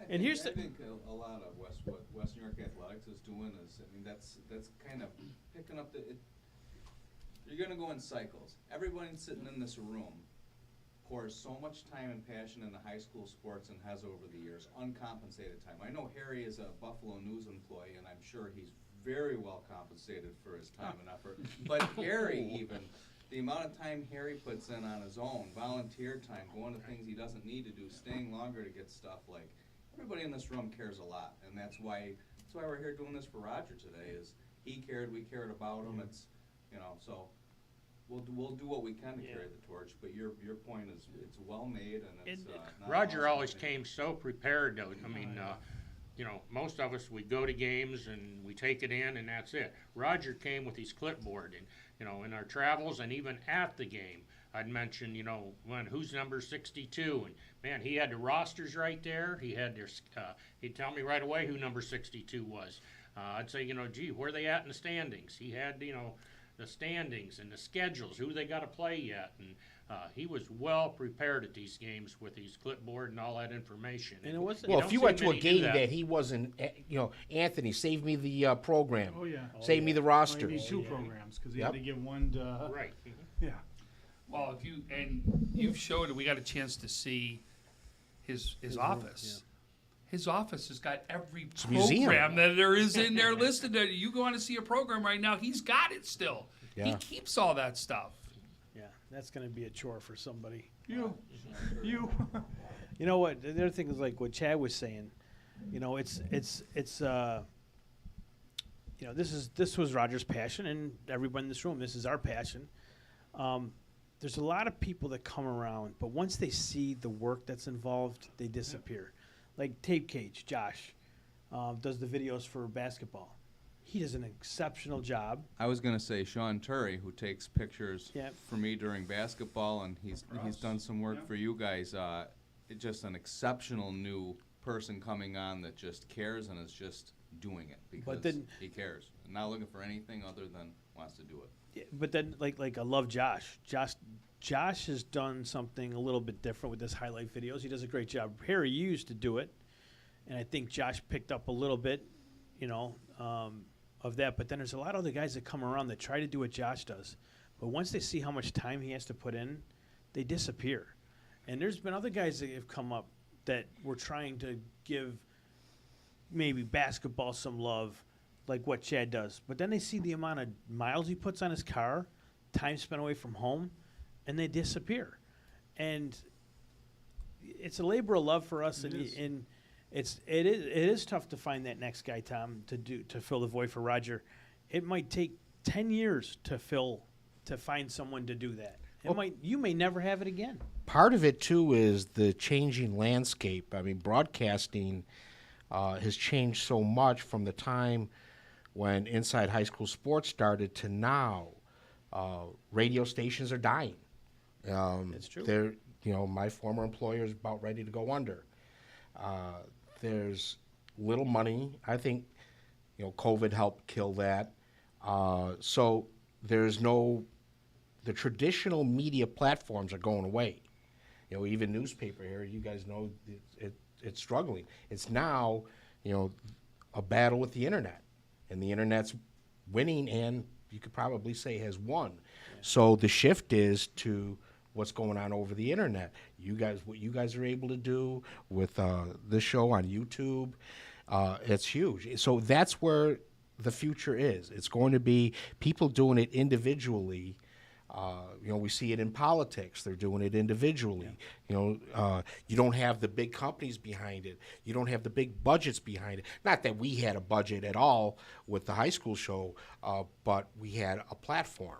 So it's transitioning now to the internet, and that's where who's going to be able to pick it up. And I think it's going to be it's going to have to be many people out there. There's going to have to be people in the South Towns that are doing YouTube channels and things like that to be able to put those highlights in, and I think that's the future. That's where it's going to go. Yeah, and then for your show, at least on Saturday, Roger was your gateway to the Southern Tier. Right. You know what I mean? You heard about what was going on in Franklinville, Ellicottville. You heard about, Southwestern and Portville and these other schools, Olean, thanks pretty much to Roger because he had the ties down there that could feed him information and things of that nature.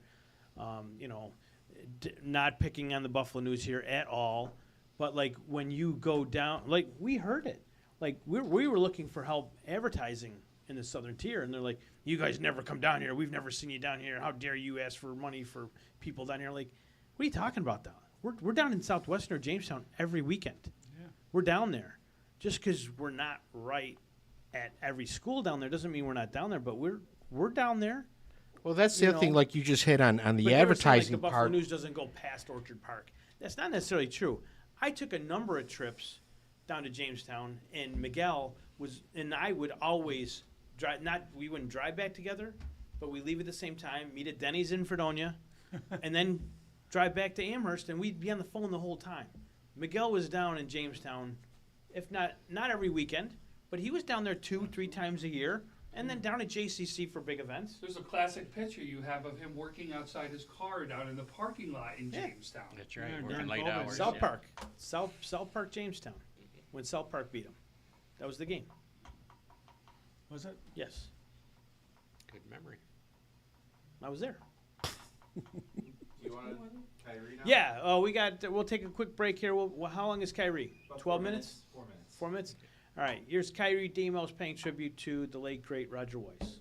It pains me to even be sharing a message like this just because, in the sports media landscape, whenever you come across people that, stick their neck out for you, that are, in your corner, you hold on to them as tightly as you possibly can. And that's someone that Roger was, not only for me, but for so many of us in, the Western New York athletics, high school, sports scene. I just feel like, from the moment I met him, he just brought such a goofy, lovable, fun-loving, but just really attentive energy. And, he was always somebody that no matter where we were at, whether it was, 10 o'clock Saturday morning doing Inside High School Sports or, catching a, small town girls basketball game, on a Tuesday night in January. He always brought the same energy. So really thankful to have been able to be a part of Inside High School Sports with Roger and Tony and Tom. Really thankful to have been able to have met someone so special like Roger. I think if you didn't know who he was, you might hear a joke of his and be off-put a little bit, but that was also the magic of him because he was someone that just really wanted to connect with those around him and make them feel good, even when he didn't necessarily feel his best. The very last interaction I had with him was at the WNY Athletics holiday party. Melissa Brody and I were chatting, and, he comes over to us and he's like, man, two of my favorite people. And, he was the one thing, I'll just never forget the conversation because he said, you know what, I may be sick now, but it always does my heart wonders being able to see people like you all. And, it hurts to even think back that far now, with it being 4 months ago and thinking like, man, I know Raj is looking like he's going through it right now, but his mentality, his demeanor, his energy wouldn't allow us to look at him in a different light because of that, and I truly appreciated him for that. And again, I know it's been said a million times, I'm sure. There's not a person in this world that cared more about the promotion and expansion and growth and highlighting of girls' high school sports. And I think, for that to be the one thing he hung his hat on, yeah, of course he talked Section 6 football. Yeah, of course he talked Section 6 baseball and basketball and hockey and lacrosse and everything, but he had such a true passion for the girls' sports, and I truly appreciate him for that because, there were so many nights that these girls were doing amazing things and they wouldn't get the love, but someone like Roger stuck his neck out to make sure that they got that light, that they got their just due. So, Raj, love you, miss you. Hope you're saving seats up there for us in the pearly gates. We just hope you're at rest now and that your soul is forever eternalized, in heaven, in the heavenly land. So love you, miss you, and just appreciate you for everything you did. Take care.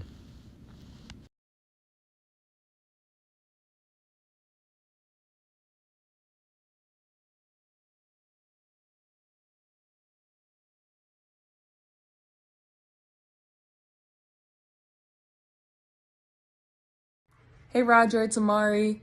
My mom told me what was going on and that you're at home. I've been thinking of you a lot, and I can speak on behalf of a lot of the girls from Section 6 and just from Buffalo and Rochester and everywhere in Western New York that what you've done means so much, and I'm glad that you've been able to come to a bunch of my games, and thank you for always supporting. Love you, Roger. Hey Roger, Chris Durr here. Just wanted to send you a quick video message, reach out to you, say our thoughts and prayers are with you. Also wanted to thank you for all the things that you've done for high school sports over the years, especially on the girls' side. Can't thank you enough for everything you've done for my teams. Your support of girls' sports has been, unmatched, and we certainly appreciate everything you've done for high school sports, and we will certainly, remember that as we remember you in this tough time. So just wanted to reach out, say hang in there, and God bless. Hi Roger, this is Dorka Juhas from UConn Women's Basketball. I heard what's going on, and I just wanted to say I wish you well, and I'm thinking of you, sending you prayers, and thank you for always supporting us.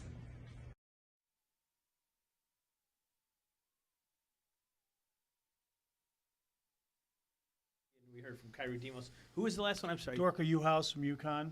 Okay, very nice. I mean, Roger loved UConn women's basketball like no other. Yeah, my first time on Inside High School Sports, I don't think Roger was there that day. We actually did it from Santora's. I remember that. That was It for was- the Connolly Cup. Yes, yeah. So that was my first time. Tom, you were being on there. the show. I was. That was just before I started coming on the show. I was kind of the audience is where I was. Is that where I watching met you? that one. Huh? Is that where I met you? No, we had already known each other at that point. You told me you were one of the ones who told me to come. That was kind of the start almost. Just I never before I forget started that day because the owner wouldn't even give my son a soda.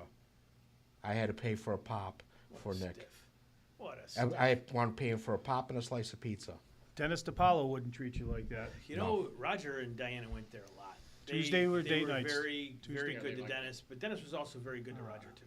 Dennis is, Dennis is with us in high school sports and supporting and Yeah. giving back. Like, Yes, he is. people never know how much. There's I this- hosted an awards one night at DiPaolo's. Nice. Roger was there. Roger and I got into a little tussle. Roger hated me for a few weeks.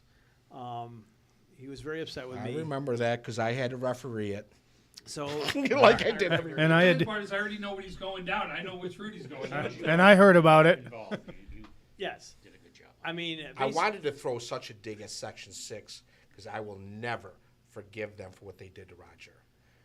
For 3 or 4 years, they would not issue him a pass. Yeah, he never did care for Tim That was Slick bad. because of that. Yeah, Never that made was- up there. Yeah, I mean, Roger wasn't like a detriment at He was all. falsely accused, and I know the two people behind it, but I think he was falsely accused, and I know Williamsville South was involved, their softball team, and the fact that they wouldn't even because I remember calling them. I wanted to know why. They wouldn't even tell me because they didn't want to debate me. Yeah, it was. I wasn't around involved with high school sports at that moment, but Roger never forgot that. No, and neither did I. 'Cause we would talk. We would have some chats about that, how he was, but he was over it, but he didn't forget. But like with Roger, one year we wanted to mimic the boys had a basketball banquet. We're like, why? How come the girls basketball don't have one? I remember that. So we started planning it, and Roger and Missy Lindner and Tim Lindner and probably Brian Baker and Durr and a few others. They were maybe just putting the names together and things like that. And Roger didn't like the fact that I got an MC for the event.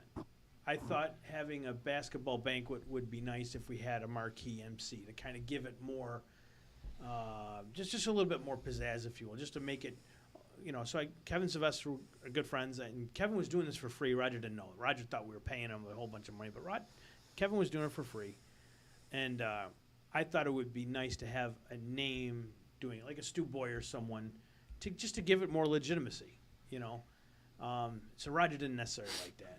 But I said, Roger, it's not because I don't want you speaking. You're going to introduce awards. It's just Kevin's going to keep the event going. You know what I mean? These people are coming up from the southern tier. We got girls coming up from Panama, Portville. It's a school night. You can talk. I can't have these people leaving here at 11:30 at night. They have to be in school tomorrow, and that's a 2.5-hour drive for them. Yeah. We got to be out of here by like 9. They got to be out by 9. So that's why I got the MC. Another reason why I got the MC, Kevin will keep us on point and keep the ceremony moving because that's what's needed. So Roger was a little upset with that. And then, he picked the team. I didn't know half the girls. I didn't know half the girls. So I had nothing to do with the picking of the team. I think he thought maybe I didn't go with all his choices or I didn't have him high up. I go, I'm not making the decision here. You got a committee of Missy and Tim and everyone else. You guys are going to pick the teams in the awards, and they did that. And so, but he was more upset because I think I had the MC there and not him MCing, and he wanted to MC the event. You were pretty ticked at him, too. He was swearing at me. He was swearing up and down at me. I remember because I'm talking to you. Like, I am not coming in anymore. As long as he's in there, I'm not coming in. Yes, we definitely had a. Then Earl Shunk would no longer come in because of. Yes. Let's shift this back to a positive thing. All right. What was Earl's problem? That was the last. Earl never came back. I know, Earl. I had the audacity to stand for the flag. I'm sorry. How dare me? Yeah. But in saying that, I did get to twist both of your arms once. Oh, God, yes. Once? Well, I mean, you talk about how Roger can go on and be long-winded, and his intentions are all good. Roger, this past year, received the Ellen Wilson Media Award for football. And the both of you, which I appreciate greatly, broke tradition. And the tradition is nobody really speaks those. They just hand the awards out. And you let Roger speak, and we have that recording forever on a day that you'll never know how much that meant to him and Diana. That was one of his proudest days ever. So, he was there when I. Well, then again, when I won it, it was the Stan Barron Award. Yes. Because Stan, longtime WBEN personality, used to cover, do a little bit of high school sports on 101 Sports at night. Oh wow! So I never met Stan. Neither did I. He was dead by the time I started. Another one of his proudest moments through my vantage point, he told me about at the regional this year, or not at the regional, at the the sectional championships that were held at the stadium. We were up in the press box, and he was there in his military uniform, and he told me that he was having a softball award named after him. Thank you. That's exactly what I was about and to when go when he told me about that and told me how much it meant to him, he cried. He was moved to tears telling me how honored he felt that they were naming an award after him. And as he was telling me, you could tell through that conversation he knew he didn't have a lot of time left, and that's why it meant so much to him. And just one of the things that stood out to me. Tom, can you share that? Yeah, thank you. That's exactly what I was going to go down next is So a few years ago, we started a baseball award, which is the Baseball Player of the Year. And what I loved about the award is I came down to 2 names, and I didn't know who to choose for it, right? And Frank and I were going back and forth, and we just didn't know. Till I finally talked to Don Colpois, Jr., and had found out that his father was best friends with Coach Barros over at Orchard Park, and they used to talk weekly about baseball over and over again. I'm going, oh, this is easy. This is a 2-name. It comes the Colpois Barros Cup, right? Because of the friendship that was there. So now we've gotten to the point where we get to come, and it's softball, right? We say is, hey, listen, we're doing this for baseball. We want to do it for softball. Well, we came up with the same concept of 2 guys that were friends, that talked all the time, that had a mutual love for softball, and their mutual love went to football and various other sports. And that's where we really came up with, you know what I mean, that Sorrow Weiss Cup now for the Player of the Year for softball. It was that easy to be able to figure that out, and it comes from the same concept of the boys do. And now we've got, in essence, 4 major people that have been involved in baseball and softball that awards have been named after them. So now we have to have 2 banquets, one for the girls, one for the boys. So hopefully DePaulo has enough space, dates for us, and enough pasta and pizza up there. Dennis will always accommodate. He's the best. Hey, and I gotta be honest with you, where we did this year, Dick Gallagher's banquet, right? Awesome. I thought that was a great venue right over there too, and still involved with DePaulo's. Yeah, they do all So the if catering, you can't get it there, I've got no problem with that other, the other event either. I love that venue, and hopefully we get to do it again there next year. I know they have dates already reserved for us. We just got to pick one. By the way, I knew Roger was going to get that award. Frank tipped it off, because Frank calls me up or sent me a message a couple of days before. Hey, I'd like you to come to the banquet, and I forgot what I had Something going on, came but up. I couldn't make it. It was too short of a notice. And I remember getting off the phone. Oh, Roger's going to get the award, and I had a big smile on my face. Yeah, no, that was a great day for Roger. He really embraced that one, and honestly, I'm surprised he had never had it before. He should have had it, but he wasn't necessarily writing, but behind the scenes, when COVID was out, he was still out there taking pictures. Yep. And it wasn't just the football players. He was making sure the cheerleaders got their due. Yep. He would do pictures even with the officials. Yep. On the Inside High School Sports page, remember, he was doing cheerleader team photos for a little bit there during COVID. But I think, Frank, Tony said it earlier before, is that the dynamics of what media has changed. Oh, yeah. You know what I mean? And before, where we said is he may not have gotten the award, because if you look at it, it was somebody that was a Channel 4, Channel 7, a Buffalo News type person that always had gotten those type of awards. And this was a time now. It wasn't a media award. Absolutely. But that's why I was saying, because it was named after originally Stan Barron. 100%. No, and I agree. What I'm saying is, you said it best, that media is now changing because of radio and what we're seeing in the Buffaloes and all those things. That gave us the opportunity to make sure that we went kind of out of the scope of what the normal media was, so that Roger could get an award just like this. So I got to ask, I probably need Francis's help on there. Chad has some pictures on his phone of an incident with Roger at a football field. I'll just hold it in front of this camera and take away the great shot of Tony for a second when we're ready to show that picture. But so the story is, it's the regionals, the high school football regionals, and they were held in 2021. Williamsville, it was Section 6 year to host it. Williamsville site was the host school, and saw Roger over by the concession stand and got caught up with him over there. And then later on, he's over on the sideline watching the game. And I'm watching, and there's a play where the action goes out of bounds, the refs throw a flag, and Roger's standing close to where the flag is. The referees huddle up, and they're talking about what they're going to do with this flag they've thrown. Well, Roger knows exactly what they should be doing with that flag that was thrown, and he's trying to clarify for the officials what's going on. and he's yelling at them while they're conferencing and telling you. And I don't think he liked that there was a flag thrown. He's beside himself. People near him try to calm him down, warn him, like, Rod, stop. Next thing you know, here comes the official right over. You, get out! He gets kicked out of the sideline. And so I went home that night and rewatched the game on NFHS just to get a couple screenshots of this moment on my phone because it was classic Roger Weiss, who, had to get his warning and then his toss. So let's see. Here we go. This is where they're conferencing and they try to, all right, Roger, enough. Well, they didn't get to him in time. And let's get, here it is. You're out here. You're out here, Raj. Oh, it's classic. Yeah, wow. I don't think I've never known him to. I know any of us would comment about a flag or something that happened in the game, a call, a play. Not picking up an award. That too. Yep, or not emceeing an event. But Roger would make comments to us, just like we would make comments to him about a certain player or whatever, and to see him tossed out of a game, I didn't even know that. I think he was just kicked off the sideline. Like, you can't watch from down here anymore if you're going to squawk. But there's only one other time I've seen anything like that, and it was when we did a game down in Salamanca. Fredonia?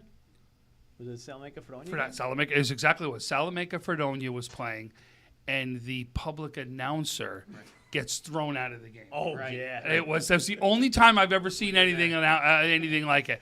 And all he said was, "Yep, another flag again." You know what I mean? It was something to that extent. And then you see this big huddle out in the field, and all of a sudden you see them look up at the press box. You're out of here! It was the only time I've ever seen. But we found out 30. I think we counted 39 flags were thrown in that game. It was crazy. Oh, yeah. I can't believe you mentioned that because I just watched a video this past week of a sound guy in the press box getting tossed for playing Three Blind Mice. I heard that too. Yeah, I saw that. Well, you're out of here. I had my turn of being thrown out of a game too. So wait a second. Let's hear about this. We're down in a Southern tier. It was week 1. I remember this one. Week 1. Sideline. And we were down covering a football team that had lost a player the following year, and they had us restricted, like if you were the president was coming, and we had to stay behind orange tape and whatever, and I was laying on my stomach in the end zone taking pictures, and I was my head was 2 inches past the orange tape, and police, not school officials, police with guns came over and escorted me out. Wait a second. A president of the United States was at a game? No, I'm saying no. They were treating it they like had us, that. They had us back. Right. I mean, you okay. couldn't be on the sidelines. You had to be behind barricades, orange fence, and I decided the angle I wanted was to lay on my stomach, not realizing the tape was above my head. And they came and I remember that. Walked me. This wasn't that long ago. 5 years. 5 years ago, 5, right. 6 years. Okay. You can. It's on my Facebook page, but yeah, I mean, the shock and disbelief, like. But Did the you take the pictures school as didn't want the media there. I believe we talked about it on the show. Yeah, somebody took a picture, but I was just shocked and disbelief because I'm about going to these games and giving back to the kids. You know what I mean? Like, I'm not there to break rules. And have you been back to that school since? No, we'd probably never go. I mean, it's just not somewhere we would go, but it was an unfortunate incident. And yeah, they didn't want the media there. The TV was there. They didn't want us there. But yeah, there's a picture of me just kind of looking like, I remember Terry's that. got it on his phone. Yeah. Yeah, that's a good one. So yeah, I guess if you live long enough, you've seen it all. So I know we're coming up on that 11 o'clock hour. Do you guys want to go around the room and just another story we may not have known about Roger, or share one last story? It's up to you guys, or just throw something out there. I'll throw something out. Go ahead. You want to go first, Tony? Or? I just sent Tom the picture, and we're going back and forth. One favorite memories. I was coaching Little League football, and it was Nick's first year. This is 2016, and had the bright idea of doing the show from Strad Field in North Tonawanda, where North Tonawanda Little League resides, and my Niagara Falls Junior Football Club Diamondbacks at the time were playing there. So I did the show during the game before us, and Roger's with me, Marquel, Joe Marguccio, and we had such a riot just sitting on the sidelines while the little, watching the little guys play. It's hysterical as it is, and we had a blast that day. And I know that was one of Roger's favorite memories, was doing that show from there. And then again, later on that season, Grand Island had just built a brand new press box and concession stand, and everybody's ever been to Veteran Park. It's beautiful there, and we did the show before that. And one of the things that was funny is it rained throughout the whole game. The game before mine, 11 o'clock, high school show ends. We shut the mic off. We go to the sidelines. The sun comes out. It was great. I just think I'm a better person for having Roger in my life. Selfishly, when I went into my athletic Hall of Fame in Springville, Roger was there. When I got married, Roger was there. We both love high school sports together. Our passion, I'm blessed to be able to shoot a Bills game or a Sabres game. I'm not going to lie to you. High school sports is where it's at. I could be there every single day, and Roger's passion was the same as the men at the table here. We all share the same passion, and I'm just going to try to go out and remember him with the people we see and what he brought, and live with that enthusiasm, as long as I have it in me to do what he did in my own way. It's about the kids. It isn't about us. And all of you, all the men at the table here, have promoted high school sports and the kids. And, along with keeping Diana in our hearts and prayers and remembering her, I just thank the Lord for the time that we had with him. He made us better, and we know where he is now.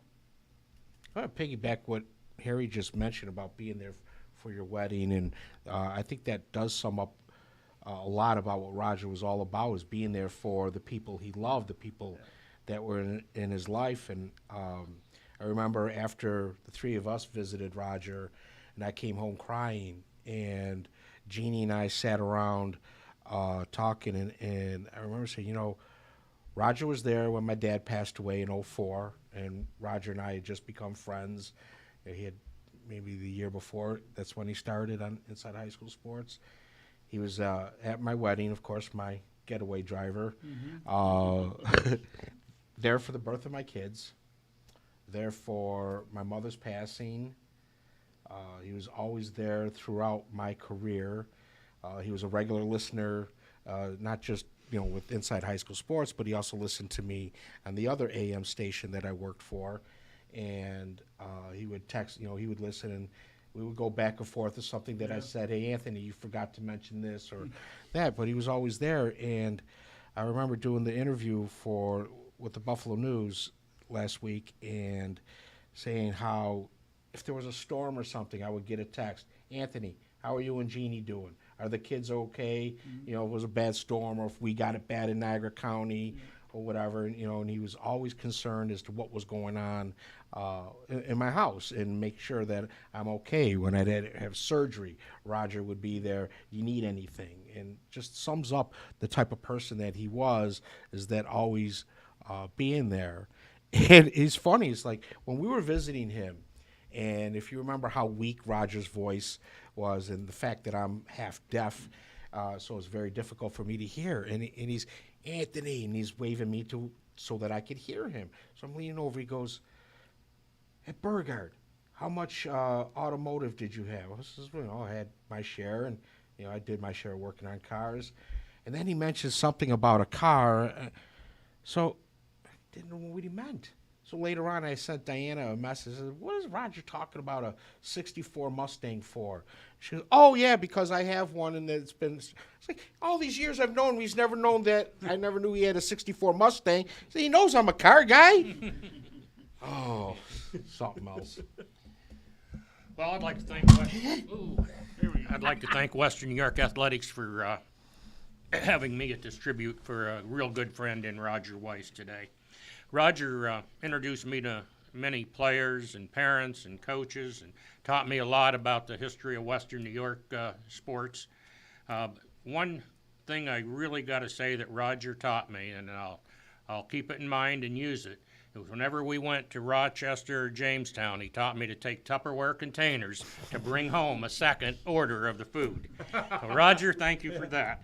And I got to say, Roger was a big man with a bigger heart. Yeah. Amen. Yeah, Roger, there's a lot of, we all had our times, good times with Roger, joking around, mostly joking around, because Roger knew how to have a good time and how to joke.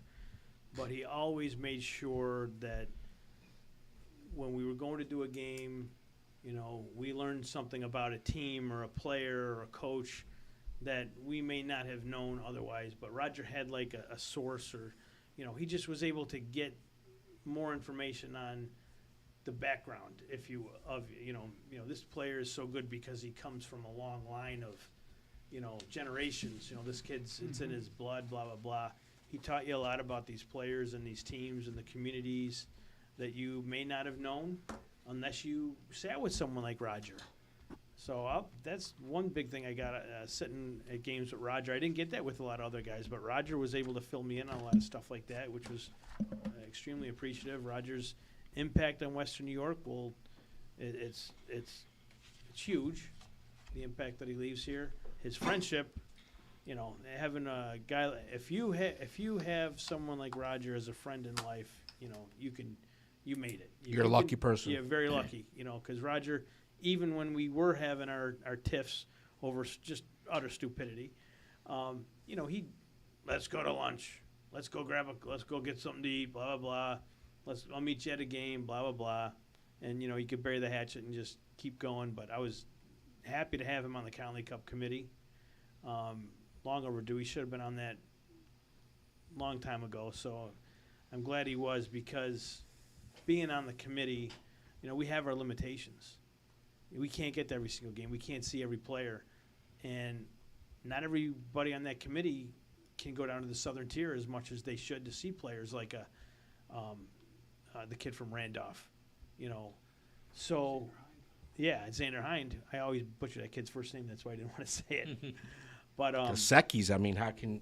Right. So it was nice to have someone else on the committee that was going to go down to the Southern Tier. Nelson goes down, Jim Craig goes down, but we needed more guys to go down and argue for those kids, because a lot of the argument was the kids that were already up here. Well, that kid could never play at Joe's or Canisius or Franny's. And I'm like, you guys are... I'm not going to go there. But yes, having another guy at that table when it came down to argue who should be in that final 10, it was nice having someone else in there that can help guys like Nelson and Jim and myself argue on behalf of those kids. So having Roger on there, we were lucky to have him last year, and we're going to miss having that guy in the future. But it's opened up eyes, because now you do, just a few years ago, you had Cole Snyder and the wide receiver at that final 10. And I don't think that other kid gets in if it wasn't Roger telling us, hey, this kid can kick, he plays defense, he does it. You want the best football player in Western New York, this kid plays all three special teams. You got to open up your eyes, guys. You're looking for the best football player, not just the best running back, but this kid plays all three phases of the game.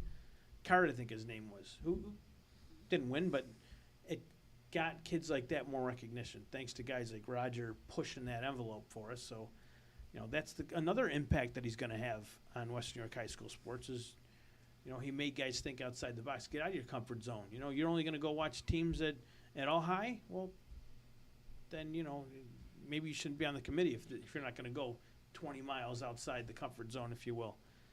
Roger was one of the best. I feel terrible for Diana.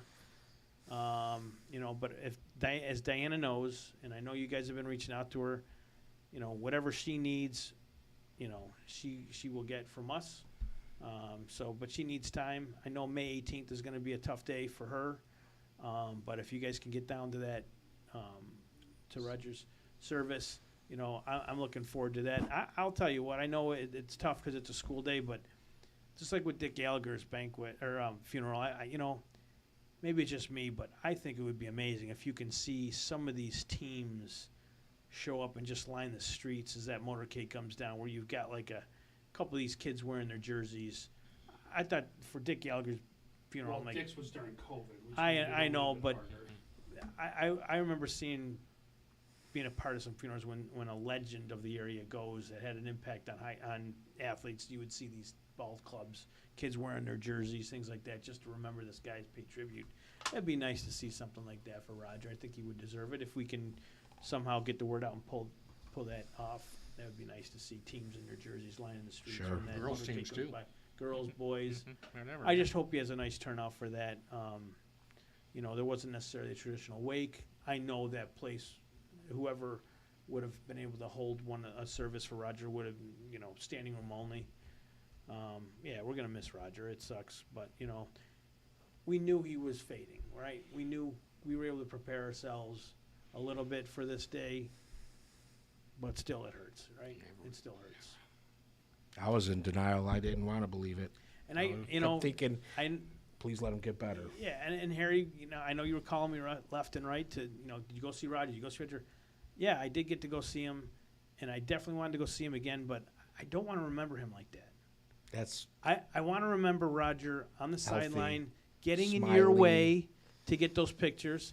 I want to remember Roger asking a coach after the game a question that none of us had the balls to ask him at the time. Roger would have good questions. I'm going to miss seeing Roger at media day at the stadium when Lenny Jankowicz is going through his thing, only to have some guy in the back, Roger, come, what about the wrestlers? When do they get to go see these colleges? Is there going to be an extra day? Remember that? How every year you could set your watch to it. As soon as Len Jankowicz is done talking about the college thing, the college recruiting night, Roger out of left field was going to come back with, well, when do the wrestlers get to do this? Because they're going to be wrestling that day. You can set your watch. Roger was going to ask that. So I'll miss that. I'll miss that. I'll miss everything. He didn't miss a meal. We had a lot of great Not many of us have missed a meal. So I'm going to just miss those probably more than anything. I referenced the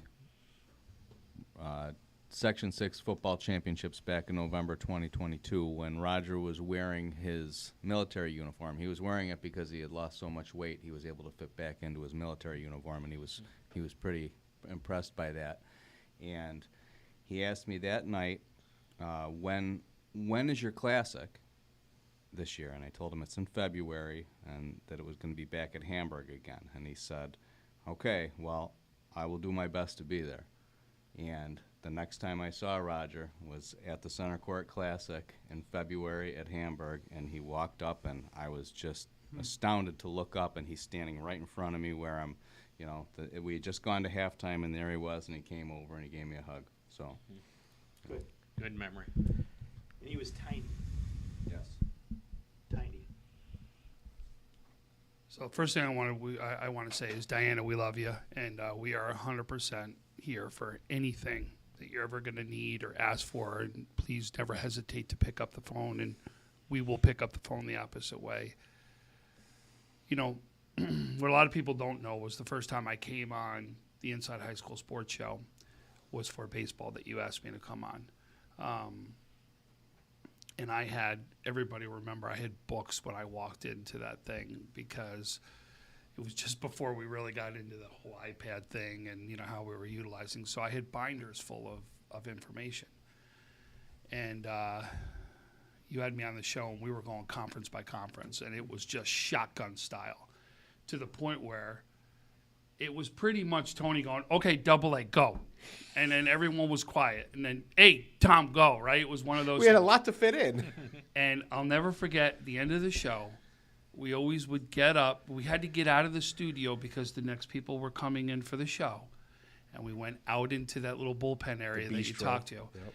And Roger walks me over and puts his arm around me, and he goes, no one has ever shut me up on a show before. He goes, that was the first time.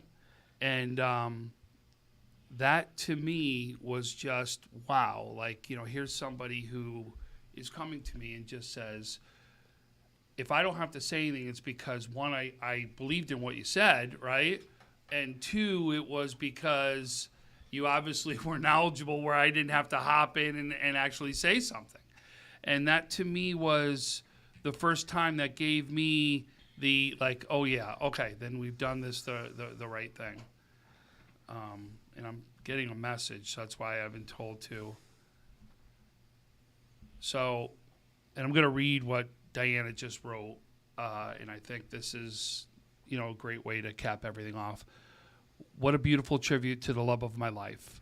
I could just see him laughing and crying and having listened to the stories.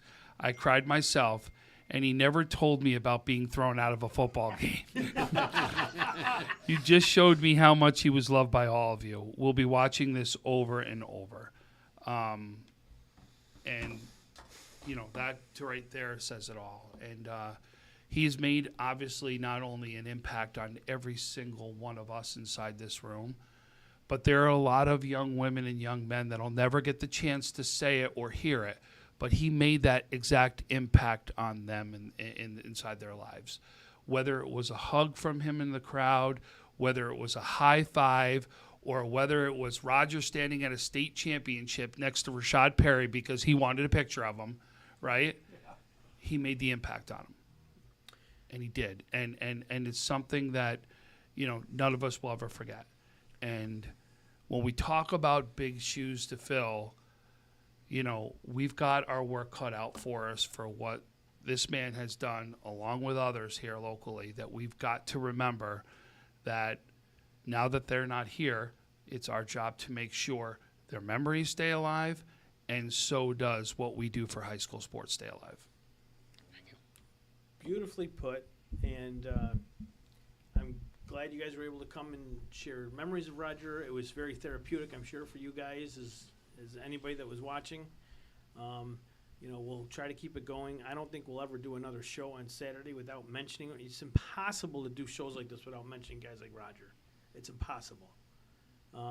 It's impossible. It's going to be impossible to go to a field next year and not think about Roger. Just like we did about Dick Gallagher. Wow, what game is Dick Gallagher at this week? What game is Roger at this week? That's the way it was last year. Where do you think Roger's going? I don't know. Any other guys that you think like what? No one cares what game I'm at. But Roger, people look forward to seeing Roger at games. People look forward to seeing Dick Gallagher at games. It'll be Chad. Yeah, center court. That's it. Basketball, boys basketball. We're center court at this week. So Chad, you look good. So. God bless you. It's the Roger Weiss attire. And people do enjoy seeing Harry at games. Oh, yeah. Oh, yeah. I'm going to miss Roger getting in your way taking pictures. I thought it was hilarious. It was just his passion. That's all it was. Oh, that's one of the things I'm going to miss. I think Roger, a lot of times, though, would like to get in front of the camera just so Diana knew he was okay. I think he did that for Diana, too. I checked in with him when he was with me, so. So, Chad, why don't you tell us about the restaurant? When's it opening? Maybe we'll all meet up there for a drink and toast Roger in a couple weekends if I can get you guys all up there. I would love to plug it. So, Sunset Bar and Grill in Wilson, New York opens Thursday night. Where in April Wilson? 27th. Where? It's tucked back on the Wilson Harbor. Because we are constantly in Wilson. So if you're going Wilson down and 18, there's a brownies custard stand on 18, the famous brownies custard stand. It's right across the street from the cemetery. If you turn left and go down the road along that cemetery, it takes you back to the greatest restaurant in Niagara County. The Sunset Isn't that Bar just and past Grill. the Wilson Little League Baseball? Yes. Yeah, it's 'cause we just, played there. Just west of. And I played those disc Little out League that way diamonds. too, so Maybe I'll be 10 there. minutes from the school. And his son will not pay for a soda. Yeah, I won't charge your son for a soda. But I'll Wednesday do to this. Sunday, 5 days a week until the end of September. What I'll do, Chad, is I'll look at a calendar and I'll look at a Saturday night. Yeah, let me know. Let's go. And what I'll do is we'll put it out there. This is a Saturday night. We're going to go out and toast Roger. If you can make it, this is the Saturday night we're going to do it. And we'll have a toast out at the Center Court Bar and Grill. Great. We'll call it. Anyone's welcome anytime. I'm always behind the inside bar. That's where you'll find me if you want to chat. He can mix a drink. But listen, from experience, it's a lot of windy roads into that place. And a cemetery. You don't want to end up on the cemetery, so maybe one drink there. Maybe. Possibly two. No more than two leaving Or that a limo place, though. bus. Or a driver. Wow. Hey, listen, you've been talking about A limo getting bus. these RVs and everything else. Now's the time. I'm in. Count me in. All right. Like I said, I'm out that way a lot. Francis I play is at the Wilson, DD. Tuscarora, and that's just down the road.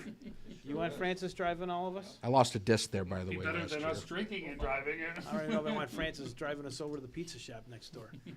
But anyways, for High School Sports Saturday, I'm Frank, that's Chad, Tom, Tony, Harry, Terry, Francis's, you didn't see Francis's lovely mug, but he was producing. He did all that stuff in the background to make the show go. Thanks to Tim Gardner for your help with some of those graphics. We'll leave Roger up there one more time and close out with Roger's beautiful mug and his credits, and we will see you next Saturday. Well, next Saturday we're at baseball day, so I don't think we're doing a show. Maybe can we do a show from Niagara Falls High School? Is it No, possible? but that'll be when we start to kick off. Are you opening trying to give me a ceremonies. heart Yeah. attack? No, we got other. We're going to use our day as the show. So. All right, so no show It'd be next good to Saturday. have you guys in my backyard. But we'll see you next time. Do we have anything on the schedule for this week for Stream Jet or not? Not just yet. Yeah, waiting on weather. There's a lot Okay. of weather. We'll take a look at the weather, but you'll see us next Saturday out at Niagara Falls High School. If you can get there to support this young man, Colt. Tom, you speak on that. Colt Matz is who, please. This is a 12-year-old boy that is not only fighting leukemia for the first time, but for the second time. And what this poor young man has been through, I just could never imagine. Never mind, not once, but twice. Come out Niagara Falls. There's going to be so many fun things, from food trucks to radar guns to baskets to, just great softball and baseball. I mean, think about this. You're going to get the opportunity to see 16 games, 32 teams here in Western New York, all come on one site in Niagara Falls. Please be a part of it. It's a long day for us and a long day for you, Tom. You did a lot of work, and I know a lot of you guys at WNY behind the scenes. I don't even know what you guys are doing. I'm scared. Tom Prince dunk booth, I heard, is coming. The Tom Prince 2020. That would probably raise a good amount of money, too. Francis. More than a kissing booth. How about we put Francis, dip him in like a blue cheese bat, a big pool of blue cheese, and we have you dunk in there, right? Instead of just water. I don't think Make he it would interesting. enjoy Blue that. cheese. Oh, no. Listen, all It's I not got us, to do it's is have Francis. a dunk booth, put Francis up there, and then just have him with the dollar standing right there. And I'm telling you, we'll make all the money that we need to be just with him standing there. All right. I'm looking forward to it. We'll see you guys next Saturday at Niagara Falls High School. Thank you very much for tuning in to our show today where we pay tribute to Roger Weiss. Diana, we're thinking about you. Roger, we love you. We miss you. God bless Roger Weiss. Have a good